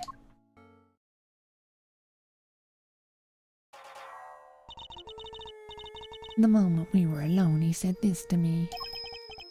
You should know that I have other dogs.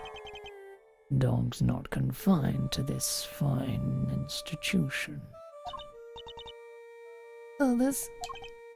Yes, very loyal dogs. Dogs who will do anything I ask of them. Of course, he wasn't talking about real dogs. He was talking about his very human cronies. And then he said one last thing. I would recommend that you take care in how you treat me during my stay here. I wouldn't want to have to set my dogs on you or your precious family. I had no choice. I gave him that cell, gave him everything he asked for. Everything? Wait, is that how he became the fixer? Yes, darling. I obeyed his every command and smuggled in for him all that he wanted. Eventually, I brought dear sweet Frankie into our little conspiracy.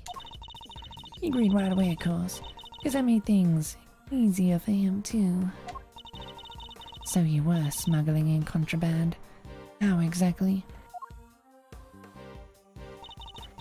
Once a week, late at night, Frankie would shut off the breakers, allow me to go from my office into the yard without being seen by the cameras. Then I simply dropped the packages down the well on the prison side and went back through the fence. Each one of them spritzed with a little of my perfume. So that's what the sweet smell was. Yes, it was a signal for Canis's dog. When he picked up the scent, he would fetch the packages and bring them back to his master. He had to make sure Rocco wasn't in his cell at the time, of course. Well, can't have been easy keeping him from finding out.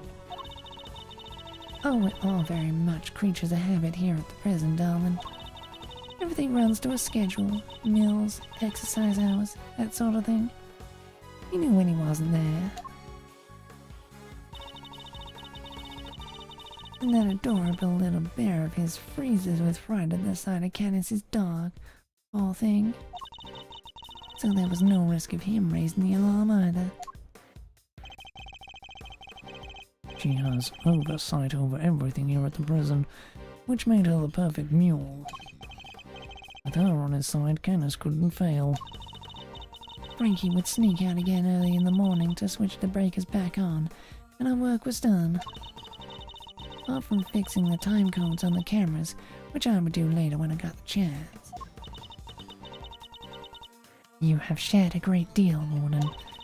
The Goddess of Justice will surely take your honesty into account. I've been the most dreadful fool. I know I have. I'm supposed to be the one in charge. The day and night's murder was also one of our delivery days. And so Frankie, bless his heart, did his usual work with the breakers. There was no package for me to deliver that day, so I didn't go out into the yard. So that's the secret behind the fixer system, and why she was... Police have been trying to track down his accomplices for the longest time. Even I've had to lend them a hand myself, you know. Heavens knows how many times I've hauled this secretive scoundrel into my office to talk to me. And no matter what I say or how much evidence I present him with, he simply won't say a word. And that's why you were interrogating Mr. Canis over and over. Exactly. Trying to track down those horrible hench people of his. Borrowed everything the police had on that rotten scoundrel. Watched his every move, intercepted every letter he wrote. Letters.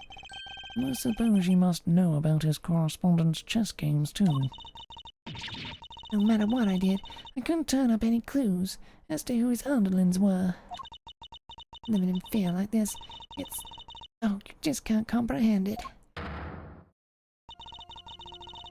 As you have just heard for yourself, Mr. Edgeworth.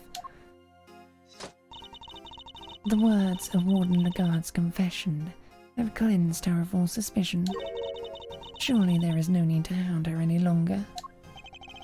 Has she really been cleared of all suspicion, though? Or is there more about her to uncover? Oh, there's definitely more. I'm sorry, Your Honor, but this conversation isn't over yet. And I think the Goddess of Justice would agree. So you mean to make her suffer even more than she already has? Unfortunately, her suffering under Mr. Canis does nothing to prove her innocence in Knight's murder. She admitted herself that she knew of, and even facilitated, the so-called Fixer's delivery route. I believe she used that same route to move Knight's body. And where is your evidence, Mr. Edgeworth? It's in the fact that the sweet smell on Knight's body. It's in the fact that the sweet smell on Knight's body is the exact same scent Warden Lagarde uses to signal a delivery. What do you make of that? Well, that's because we've done it so many times by now that the whole world probably smells of it. Some of it must have just rubbed off on his body. And that does match the statement that Mr. Cassetto provided. Smell. Yeah, always smell kinda nice down there. Nice? Gee, I don't know. Smelled sort of like dessert, I guess. His words would seem to suggest that the smell had permeated the well. You've been rendered speechless, I see. And I hereby move to adjourn this session of the court. Now, what do we do, Mr. Edgeworth? What can I do? Is this as far as we go? Finally! So we're actually done.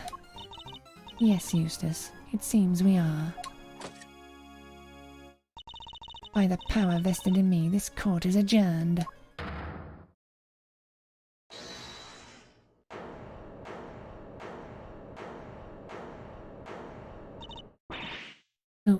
Who was that?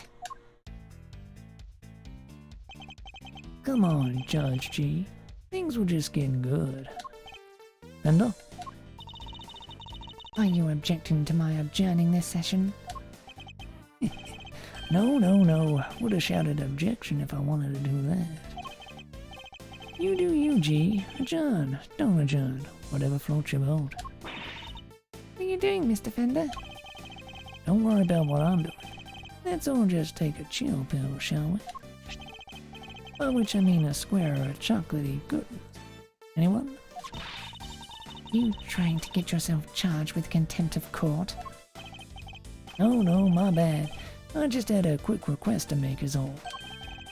A Simeon Saint's lawyer, that is. Yes. I had forgotten that you were his real attorney, Mr. Fender. How could you? You're killing me here. Can you blame us? You've been making Mr. Edgeworth do everything this whole time. Right, yeah. Which is why I figured it's time to put in some work. Work, you say? Somehow I don't believe you worked a day in your life. And let's say this is me doing some prep work for the upcoming trial. Mind if I question the witness? Now? Amusing, but what is there left to ask? I got a feeling in my funny bone that Thieves here has something more to tell us about the killer. Do I? Yes, indeed. See, as a major player on Team Simony, I can spot a sympathizer when I see one. And you don't think you did it, do you? So tell us, who did? Come on, spill the beans. We're all ears. Mr. Edgeworth, what's he doing? He's trying to coax Warden Lagarde into giving something away. Ask yourself, why would she go to all the trouble of sending Knight's body on such an odd journey? It's because she wanted to frame Mr. Canis. She did? No way! If he was convicted of committing murder here, that could have been grounds for a transfer to another prison. Most likely a more secure facility. And where he'd be out of her hair forever, huh? Precisely. She saw her opportunity and seized it. No. Saint can't not be the killer. That's not fair. I was all ready to prosecute him. I know, right? But maybe we should find out what she thinks first. Don't want to get the wrong guy, yeah? Nice.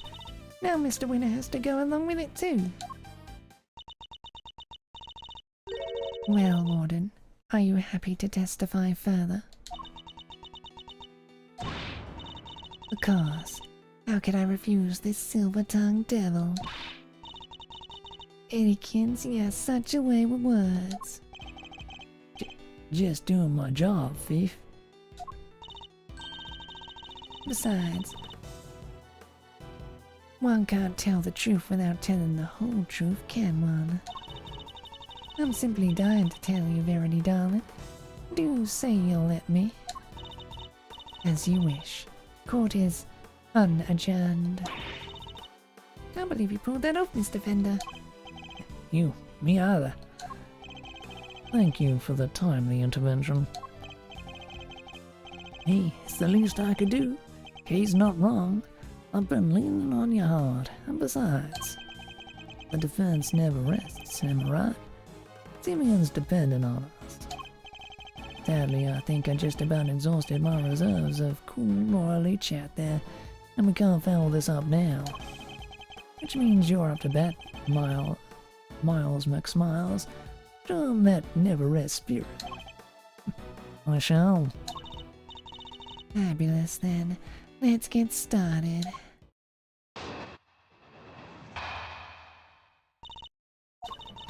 I really don't think anyone could have done it but that dreadful man Canis. There's no telling what went on between him and the victim. Perhaps he simply took a disliking to him. He's certainly the type. But whatever the sordid details, it was him who stabbed. He stabbed that poor man to death. Then he had his dog dispose of the body. That simply has to be what happened. The victim, Mr. Knight, yes? I did him the most terrible disservice. Yes, you killed him. I suppose you could put it that way. If I weren't such a sorry excuse for a warden, this would never have happened. That's why I have to clean up this terrible mess.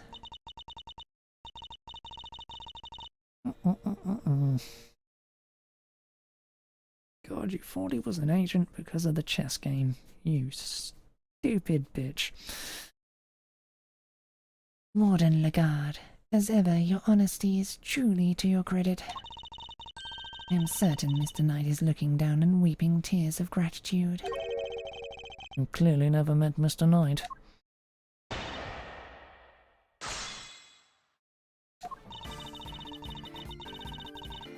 Hold it! You seem very confident in your assertion. Why is that? Because all the other children in my little home are absolute sweethearts. They have faith in themselves and in one another. They have faith in the gods, in me.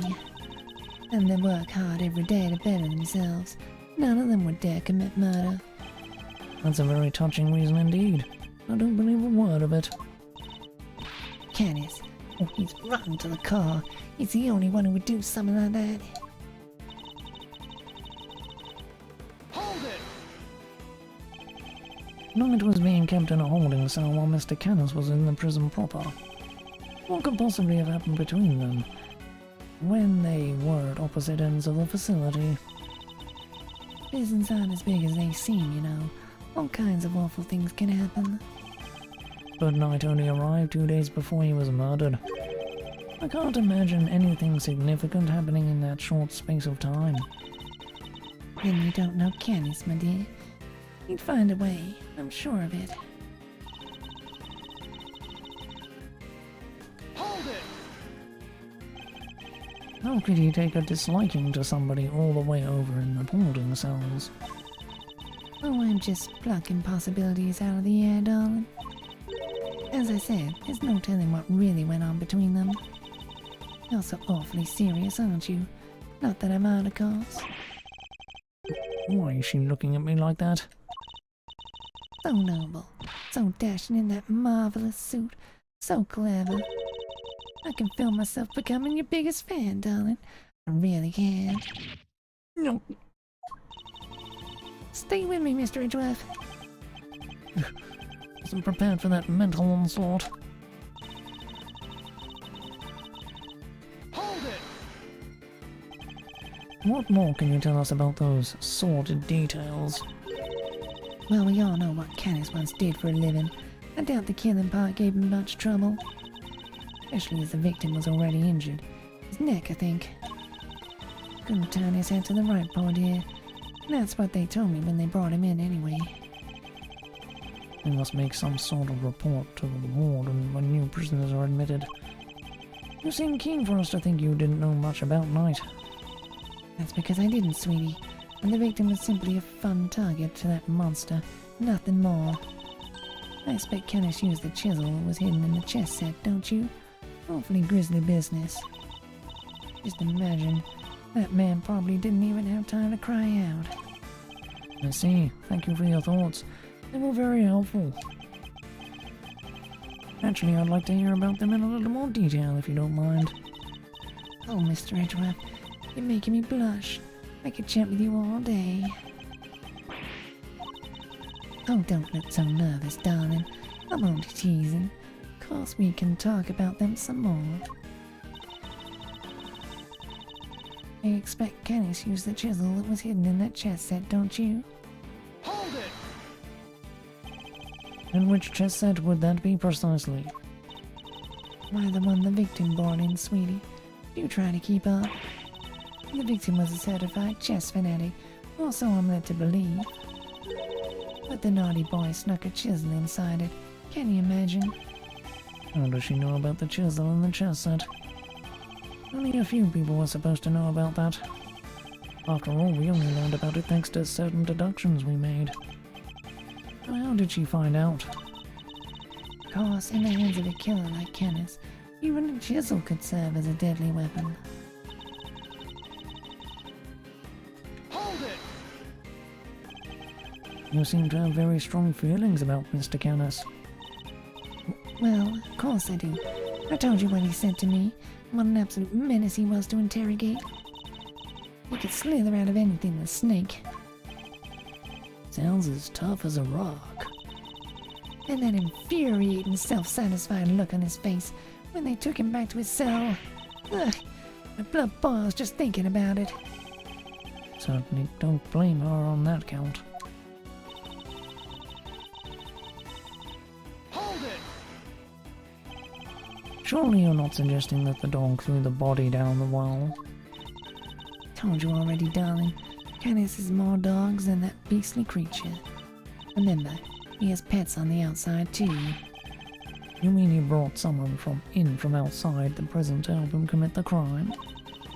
Of course not, silly. How could they have made it through security? But he's the so-called fixer, no? Exercise that fabulous brain of yours a little. How hard would it be for him to recruit a dog on the inside, or even plant one? Interesting. And does this dog have a name? Well, if I knew that, my life would have been so much easier now, wouldn't it? Anyway, it was just a little thought. You can ponder it in your own sweet time, darling. He's a slippery one. We're not going to be able to catch her with this line of questioning, it seems. Warden Lagarde's testimony is little more than a house of cards. I just need to push on the right statement to bring it all tumbling down. Right, it's odd. Because I would have thought I would present a chess game here and say that she's monitoring this frickin' thing. Well, the diagram. But was of course revealed.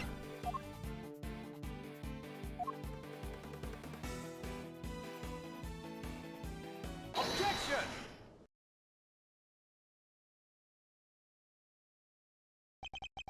Warden Lagarde, you strike me as being more careful than the image you project suggests. Oh, Mr. Edgeworth, please. Call me Fifi, or Sweetie Pie if you prefer. However, I think you may have been a little less careful than you realize in this instance. Aren't you just the most adorable little creature? Don't be embarrassed. We're all family here. No. Come on, Mr. Edgeworth. Don't let it get inside your head. You said earlier that you didn't know much about Night. In which case I find it rather strange that you knew about the chisel. Well, of course I do, darlings. Do you think we don't check prisoners when they come in? Objection! You're not talking your way out of this, Warden. That is entirely irrelevant and you know it. Knight didn't bring the chess set into the prison himself. It was brought by Mr. Saint when he came to visit. Knight wouldn't have had it with him when he arrived. What? I mean, of course, that when Mr. Saint came in, we... Objection! You checked him. I find that hard to believe, because if you did, that makes your story all the stranger.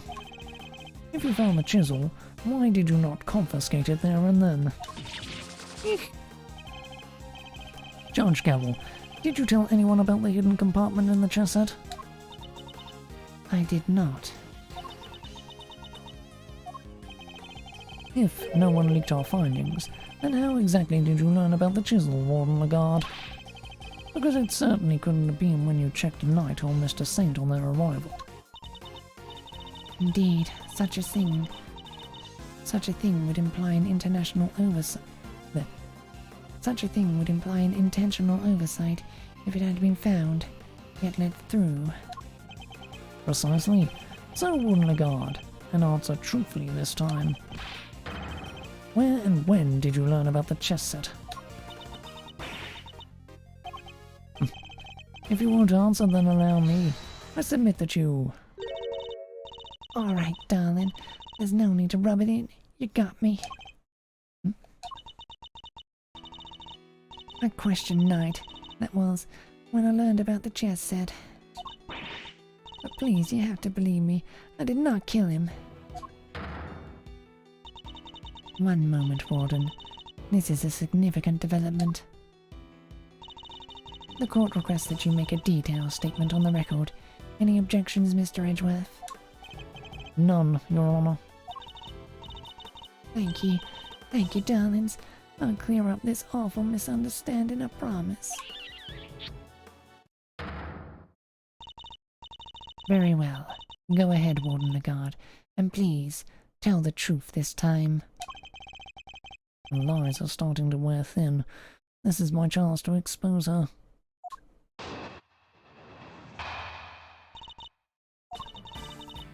I said I questioned Knight, but it wasn't anything serious, you understand? I make a point of talking to every newcomer to our little home. Knight was no different. We just had a little chat, you might call it. And after we talked, I had him taken back to his cell straight away. The more she lies, the more thoroughly she seals her fate. So, it was simply a conversation with a new detainee. That seems entirely above board. Exactly, Variety, darling. I knew you'd understand. Objection! Well, I don't. What proof do we have to back up your statement? I suppose we shall see, won't we, Mr. Edgeworth? You may begin your cross-examination.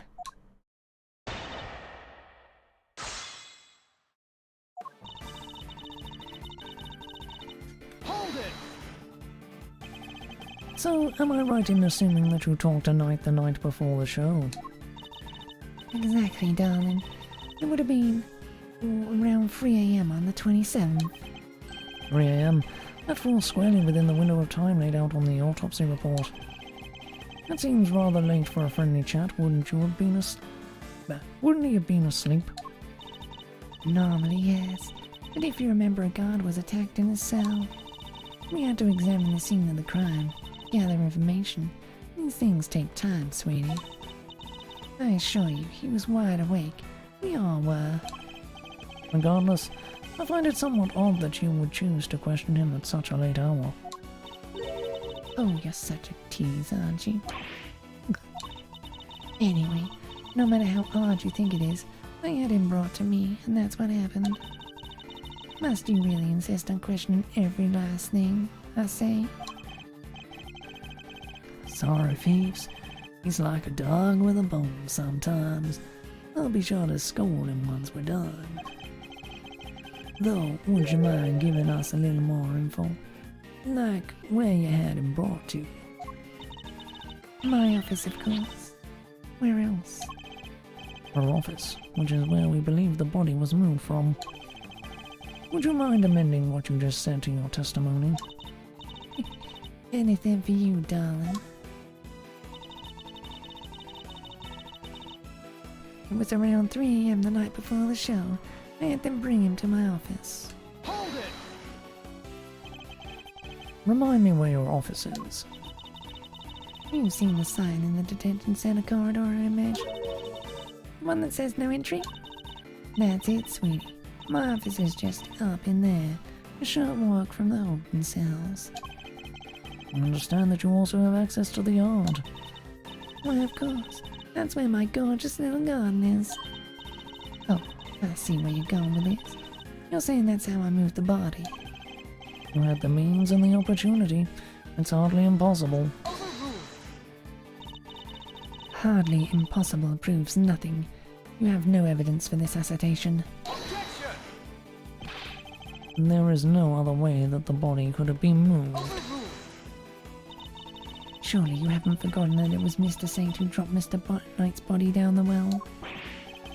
Yeah, what she said. You're miles off, Edgeworth. Probably shouldn't push this any further for now.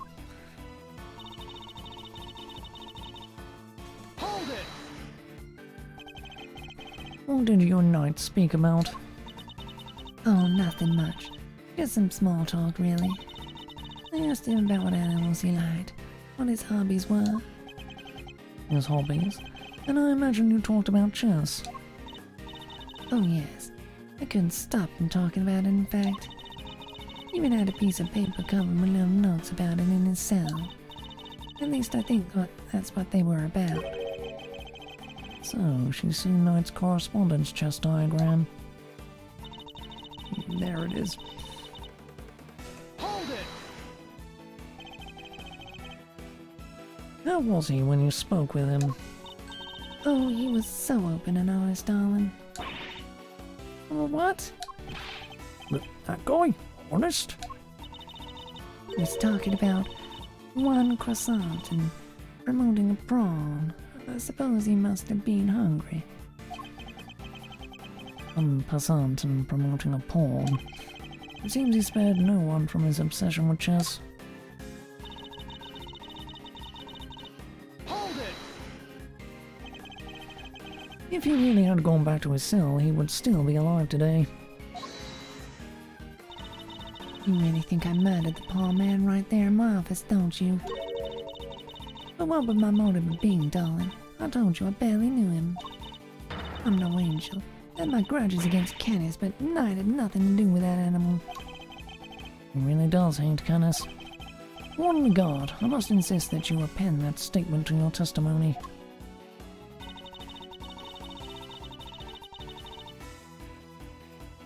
I'm no angel. Had my grudges against Canis, but Knight had nothing to do with that animal. Hold it!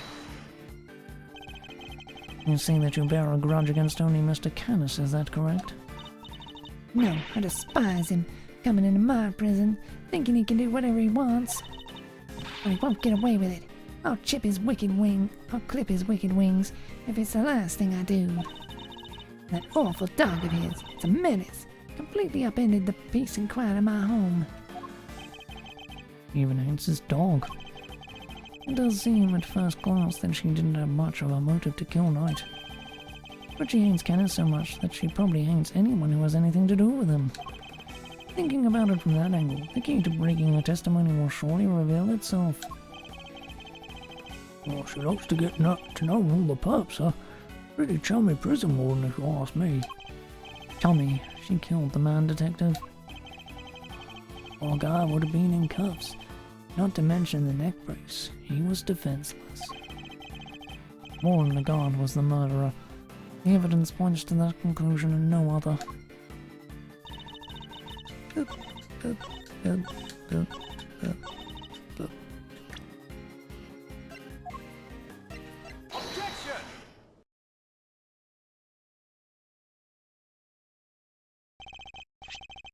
Judge Cavill, I'd like you to take a look at this.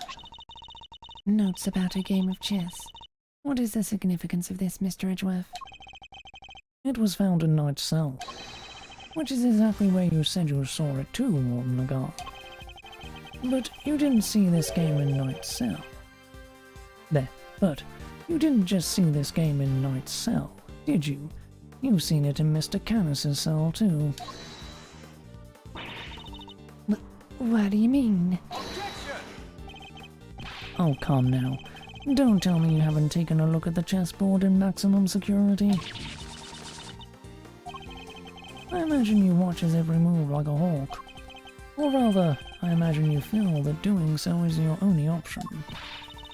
He wants to find out who his cronies are, right? Personally interrogating your own prisoners is highly irregular, to say the least. But as you said, Mr. Canis had threatened you. He put your precious home at risk. That's why you took it upon yourself to question him. You wanted to find out who his dogs were. And so what if I did? You also told us you read his letters, which means you must have known about one key fact. You knew he was playing correspondence chess.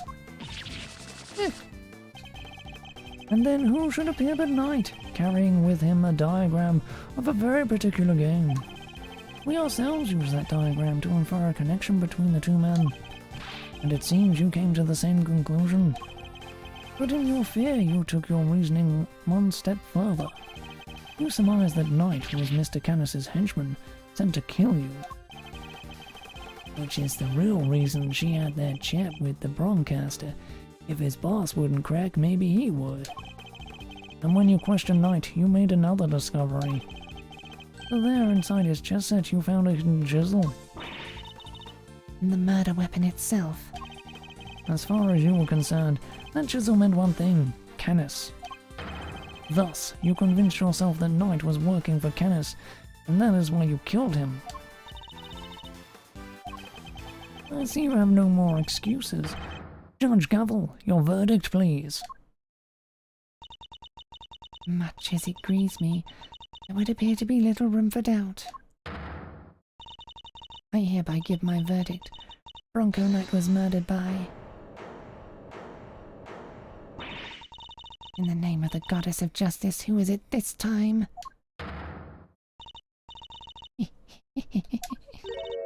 Warden. It's a joke. It's all a big stupid joke.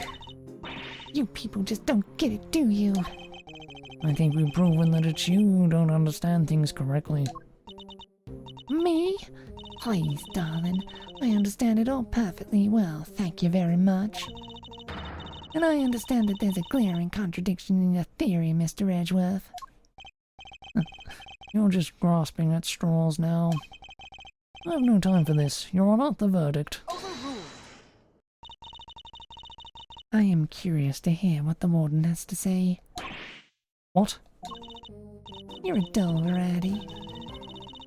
You're a dull verity. I have just one last thing to say then, Mr. Edgeworth.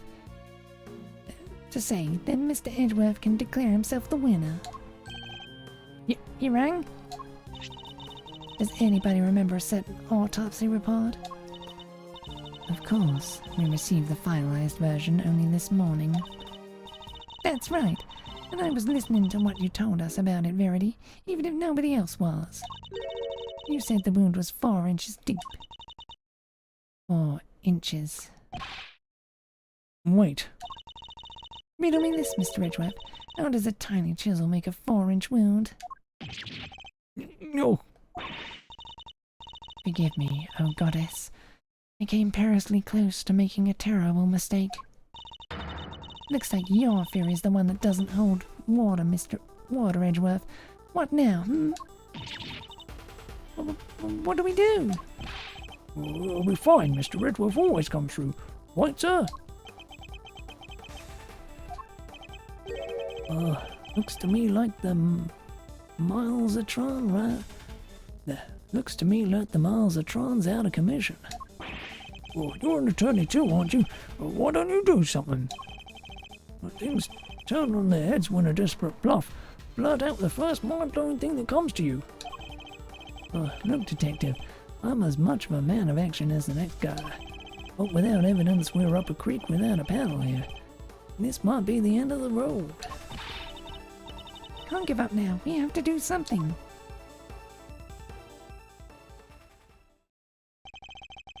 I'm certain that Warden Lagarde is the killer. It's the only explanation that fits the facts of the case. But if the chisel wasn't the murder weapon, what other bladed weapon is there here in the facility? Seems we still do not have all the answers, nor the evidence to provide those answers. Alas, we must wait until the trial to see this matter resolved, I'm afraid. Objection! Oh, come on, G. You're just giving the killer a chance to destroy the evidence. Overruled! Are you calling the judicial process into question, Mr. Fender? Nope, not me, nuh-uh. I'll try, Miles. Any bright ideas? What is the real murder weapon, since it's clearly not the chisel? Confound it. This question throws everything we've deduced out the window.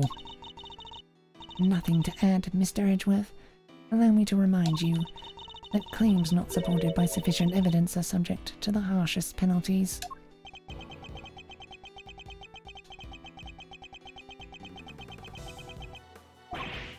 It's hopeless. I can't think of anything. I need more time. Loath as I am to admit it, I... Can't give up now. Remember what Mr. Fender said. Simeon's counting on us. Without us, he's...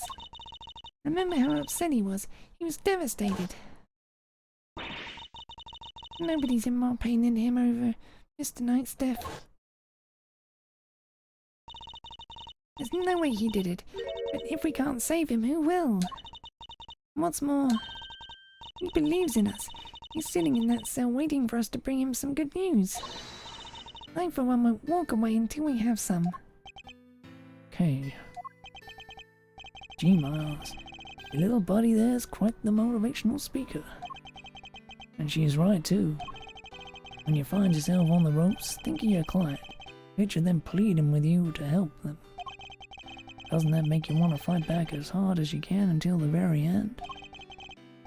Think of your old man, good old Gregory. No matter how bad things looked, he'd always find a way to turn it around and save his client. You're just like him, right? If there's any way to force a turnabout here, you're the one who'll find it. Simeon's counting on you. Judge Gamble. You seem to have recovered your composure, Mr. Edgeworth. And if you mean to attempt a defense, I would advise you to consider the ramifications. You have repeatedly proposed misguided theories and have made numerous false accusations. If you do so again, I will have no choice but to judge you unfit to serve as a prosecutor, and relieve you of your badge for good. He's right. I put forward a number of theories that proved to be flawed in one way or another. Have I made some sort of fundamental oversight? Wait, you said my theories were misguided. Nothing to say, and the court will tolerate no more of your time wasting. I hereby... Sure! Mr. Edgeworth! Give my verdict. That's it. I've been thinking about it the wrong way all this time. My theories weren't misguided. I was being misled. The defendant, Simeon Saint. I think it's a little soon for that, Your Honor. I'd say it's well past due, darling. Wouldn't you agree, Verity? Mr. Edgeworth, you may proceed. What? I'd like to remind you of a few things. The sighting of his dog Helmut, the fact that he wasn't at the show. Those and other factors made Mr. Canis the obvious suspect at first. This again, Mr. Edgeworth. You seem almost proud of your blunder. Hold it! But what if the real killer wanted us to suspect Mr. Canis? What if it was all carefully arranged? And what if the same was true of the chisel, our purported murder weapon? Knight had been stabbed multiple times in the same place with a bladed instrument. What if he was stabbed with a chisel after the real murder weapon had been removed? Just to leave traces of blood on it for us to find. That was how the killer misled us into thinking the chisel was the murder weapon. But why mislead us in this way? Why indeed? Why make us think the chisel is the murder weapon rather than whatever was really used?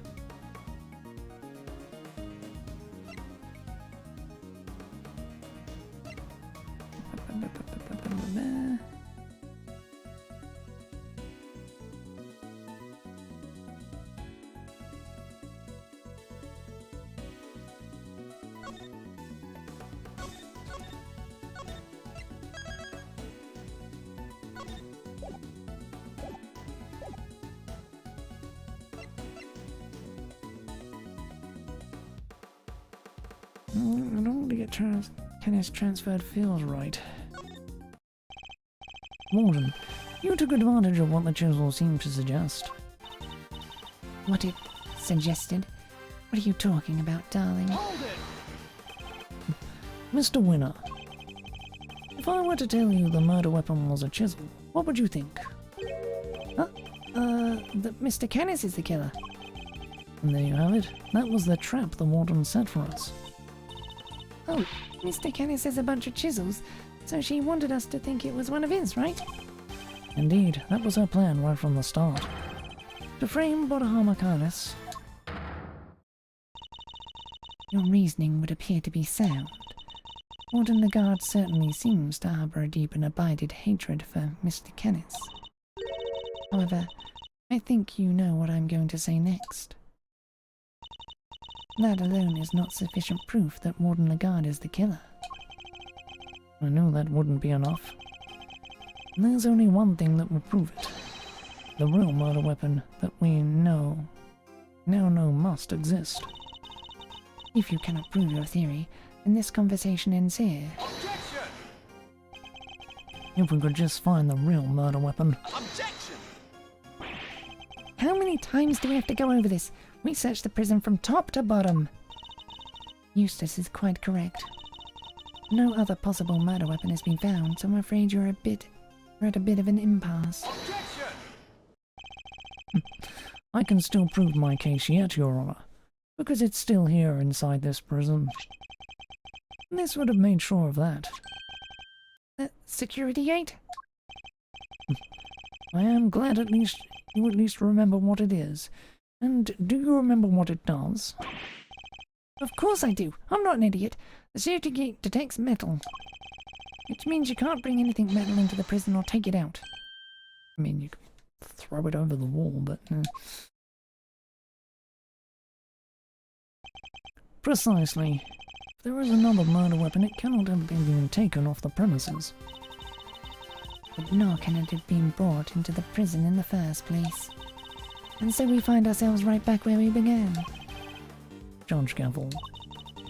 What I am trying to tell you, Mr. Edgeworth, is that if you wish me to believe that there is another murder weapon here in the prison, you will also have to explain to me how it got here. Alright.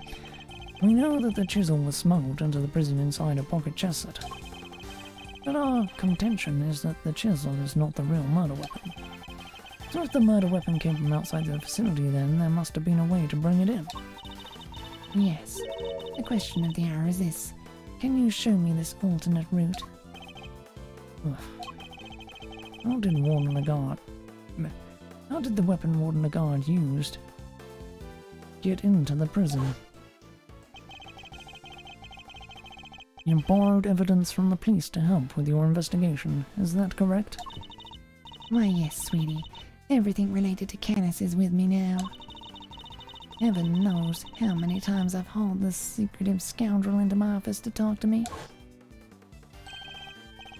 Of course, that's how. The fact that this is here with us shows how a bladed object could have been brought into the facility as well.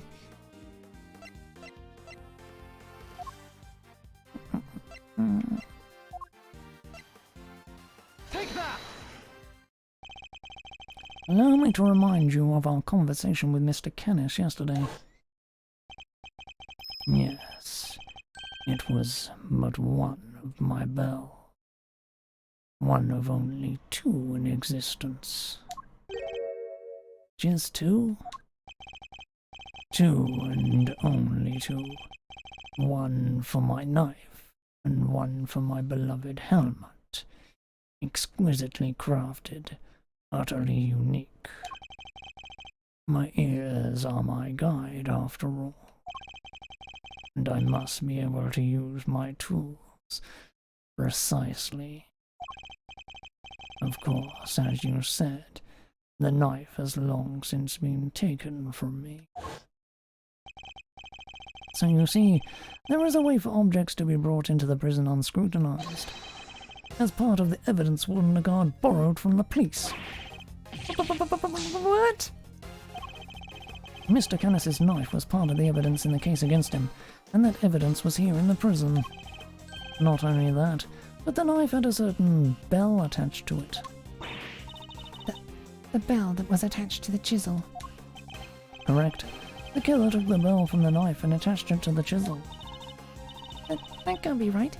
The chisel only had Mr. Knight's fingerprints on it. Easy enough to explain if the killer loves. He made it look as if the chisel was the murder weapon and then attached the bell to it. In doing so, she made sure that all the evidence pointed to Mr. Canis. And who had access to the evidence from which the bell was taken? Why, only the person to whom it had been entrusted? Well, who was that, sir? Who's been messing with the evidence? I believe that would be you. Isn't that correct, Warden Lagarde? Bells aren't exactly rare, you know. Anybody could have set that up. Objection! Unluckily for you, this isn't quite true. These particular bells are unique because there are only two of them in existence. What? By attaching that bell to the chisel, you as good as declared yourself the killer.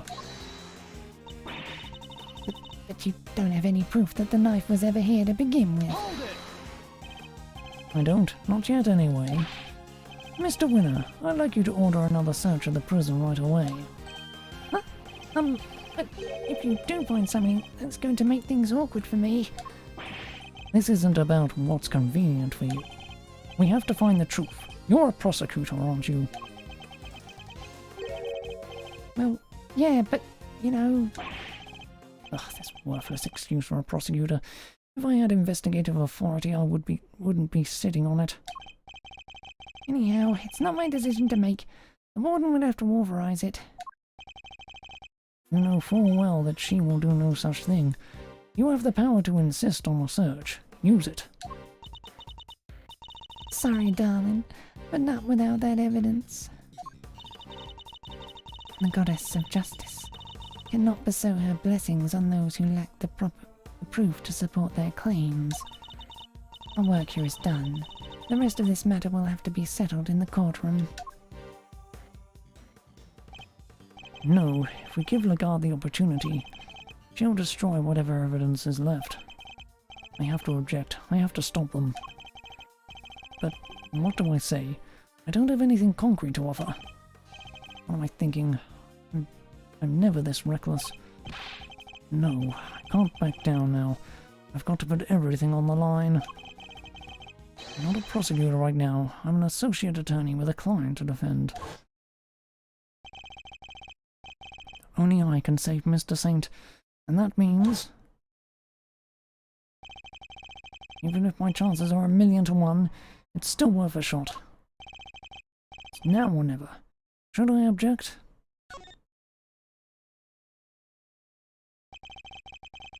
I suppose this must be how a certain serial bluffer always feels.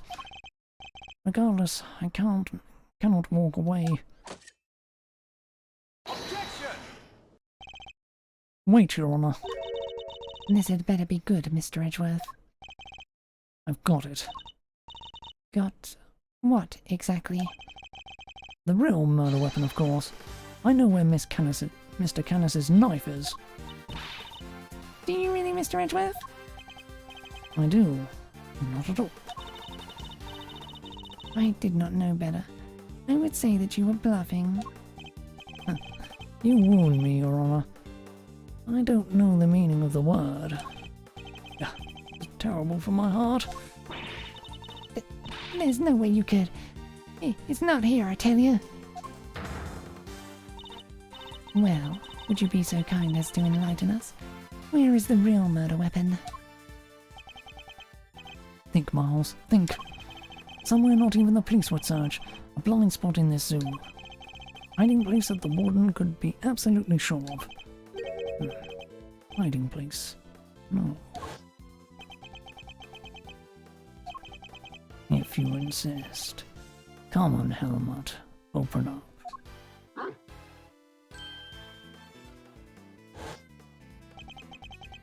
Did she use the same trick? Oh, that's ridiculous, isn't it? But the more I think about it, how many foolproof ways to evade detection could there be? Mr. Edgeworth, how long do you intend to keep us waiting? There's the faintest possibility I might, but if I'm wrong, we stand to lose everything. Your Honor, this is where the real murder weapon is hid. Take that! Here? In the yard? Indeed. I don't believe I understand. Would you care to explain a little more? Where exactly is the real murder weapon hidden? Take that! Of course. That's what it must have been. Huh? What's the matter, Detective? Oh, it's the metal detector, sir. It's, reaction to the alligator. What? How? The metal detector was reacting to something inside her, after all. Your Honor, I'd like to remind you of this piece of evidence. That chisel? Didn't we just figure out that it isn't the murder weapon? You might recall that Mr. Canis hid his chisel in its dog's mouth. Would you believe that the real murder weapon was hidden in much the same way? That's right. The murder weapon is hidden inside the alligator in that pond over there. What? No way! We detected the presence of a metallic object during our earlier investigation. Judge Gavel, we need to know what's inside that alligator. Understood. Then we will need to summon a veterinarian. I'm sure I could get the little sweetie to open up for us. I'd be happy to give it a try. Please, by all means.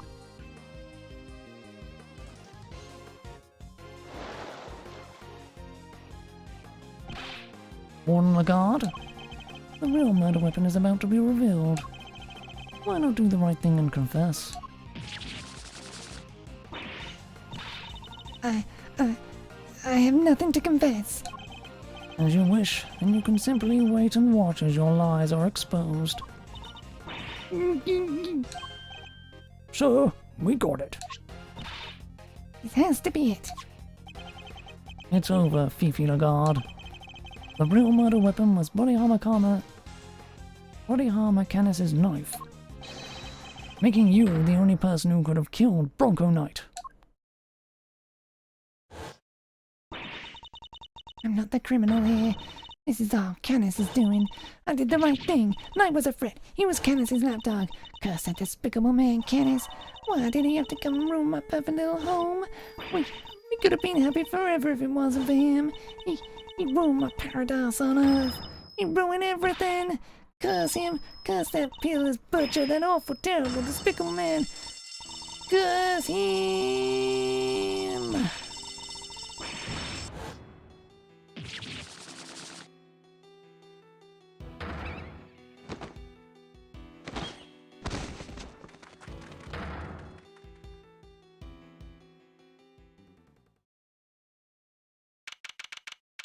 Okay.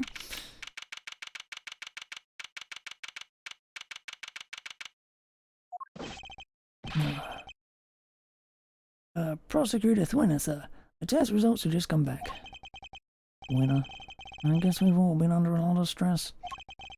Traces of Bronco Knight's blood were found on Mr. Canis's knife. It's just like you said, sir. Congratulations on a stunning victory. Thank you, officer. Excellent work. You can continue complimenting me if you like. Yes, sir. Winner wins again. I think I'm welling up a little. With rage.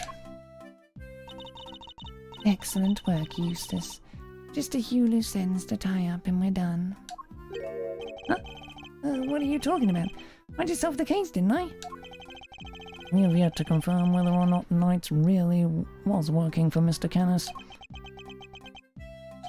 It will be vital to know if Warden Lagarde was simply jumping to conclusions on that front. Huh? Ugh, there's Clueless and then there's you. But, well, then I guess we better get back to our investigation. Alright, officer, you're with me. You're about to see the winner a whole lot more. Better witness first-rate investigative talent in action. Yes, sir. I'm right with you, sir. Can't wait to watch your work. It's winning time! Oh dear God. I expect this case will cause quite a stir. The attempted murder of a president is news enough, and now his would-be assassin has been murdered. But Knight never sought to kill the president in the first place.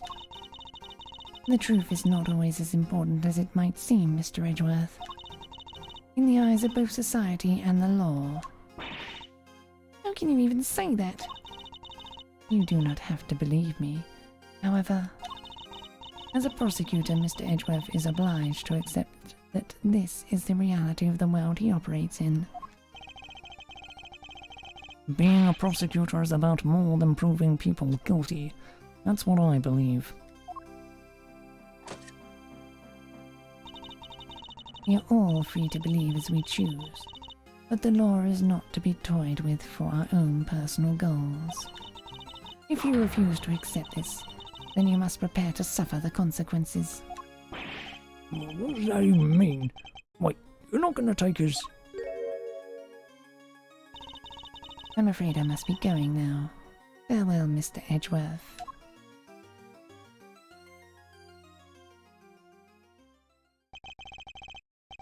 Judge Gavel is right. There must be only one set of laws for everyone. But if following the laws means sacrificing the truth, can I really do that in good conscience? Simeon, you're out.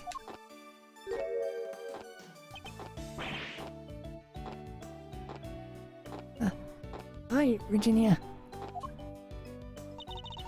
Is everything alright? They did let you out, right?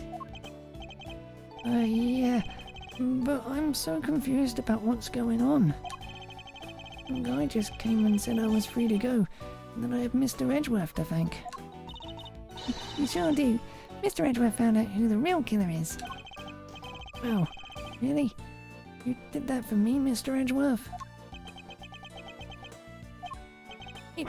Oh no, no. Stop staring at me like that. I'm innocent, I swear. Don't pull the rug out from under me now. Stop it, silly. It's true. He saved you. So say thanks already. Okay. Thank you, Mr. Edgeworth. Thank you. A great big Regina Berry thank you from me too. Mr. Saint talking directly to me. Small victories, I suppose. Can I just ask one question, Mr. Attorney? Sure. I'm not actually an attorney, though. Thought Bronco was my friend. No, my best friend. Trusted him, but now... But now? Well, just... I never knew. I never would have believed that he could hate somebody enough to want to kill them. Kept something like that from me, and he never really trusted me, did he? That's not true, Simeon. Of course he trusted you. No, he didn't. If he just told me, I could have stopped him. Could have told him that hate never helps, that he had to let go of all that stuff. Mr. Saint, I think you're forgetting something. I should show him the thing that proves Knight trusted him.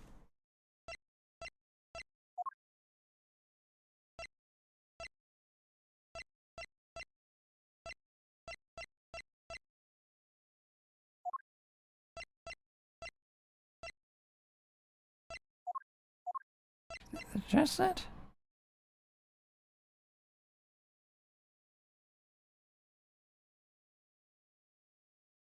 Kinda wish I could have saved before that, but... Take that! It's the chess set I brought him. Knight had hidden a chisel inside. I imagine he meant to use it to escape. But what? You mean he was using me? No, he believed in you. He knew he could count on you to bring it, and that you would never be so untrusting as to look inside.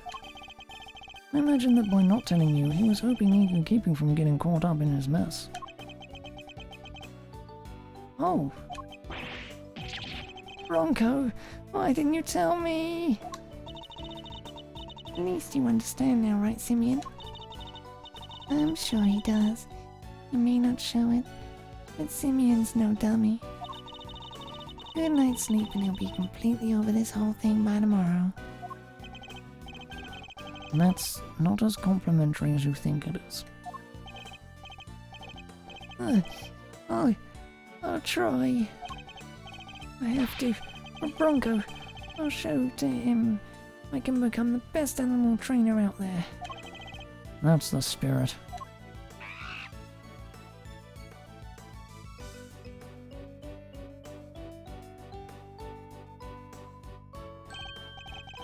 Oh, I almost forgot. You're doing a new show soon. I'd love it if you could come, Mr. Edgeworth.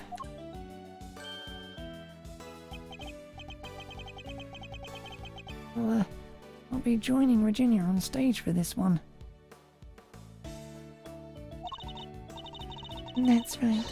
The Berry Big Circus is the biggest, most fabulous event in town. You'll have oodles of fun. Sounds great, doesn't it, Mr. Edgeworth? Come on, we have to go.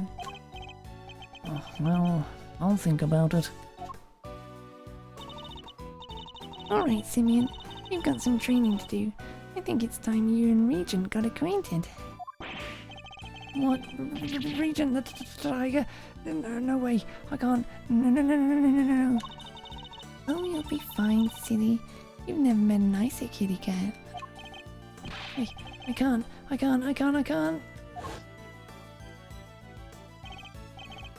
Please, Virginia. Anything but that. Please. Another satisfied customer.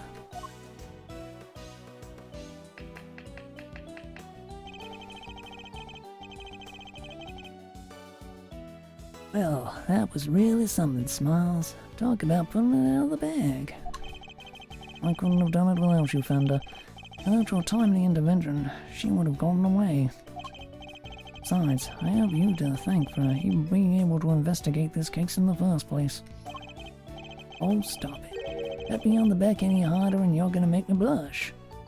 Or topple over. I suppose it would be asking too much for you to take this seriously. Seriously? Miles, my friend, I'm always serious.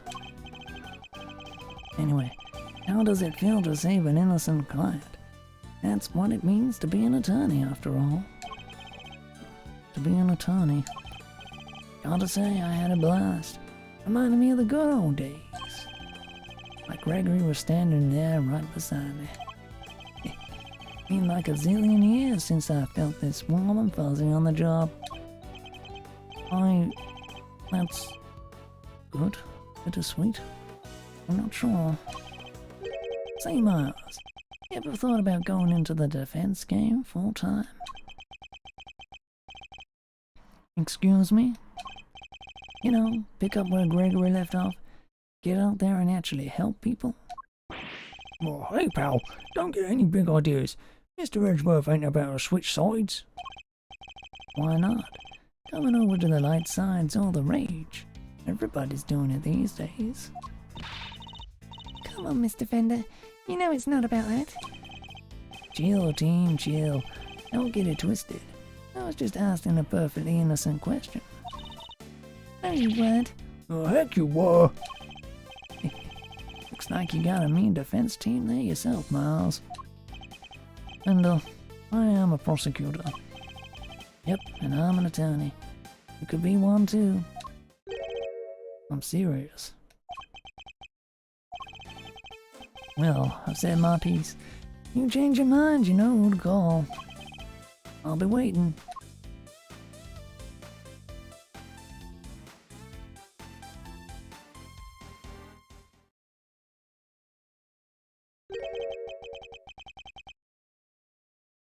Follow in my father's footsteps. Could I really do such a thing? I'm gonna become a defense attorney, just like my dad.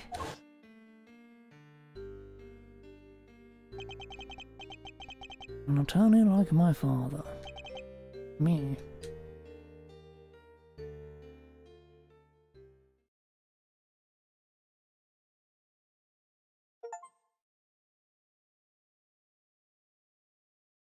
Yay.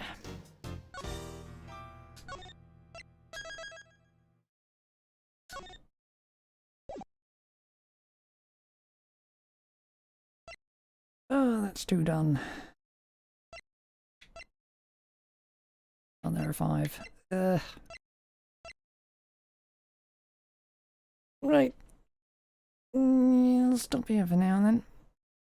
And I'll start telling about Legacy tomorrow. And now, bye.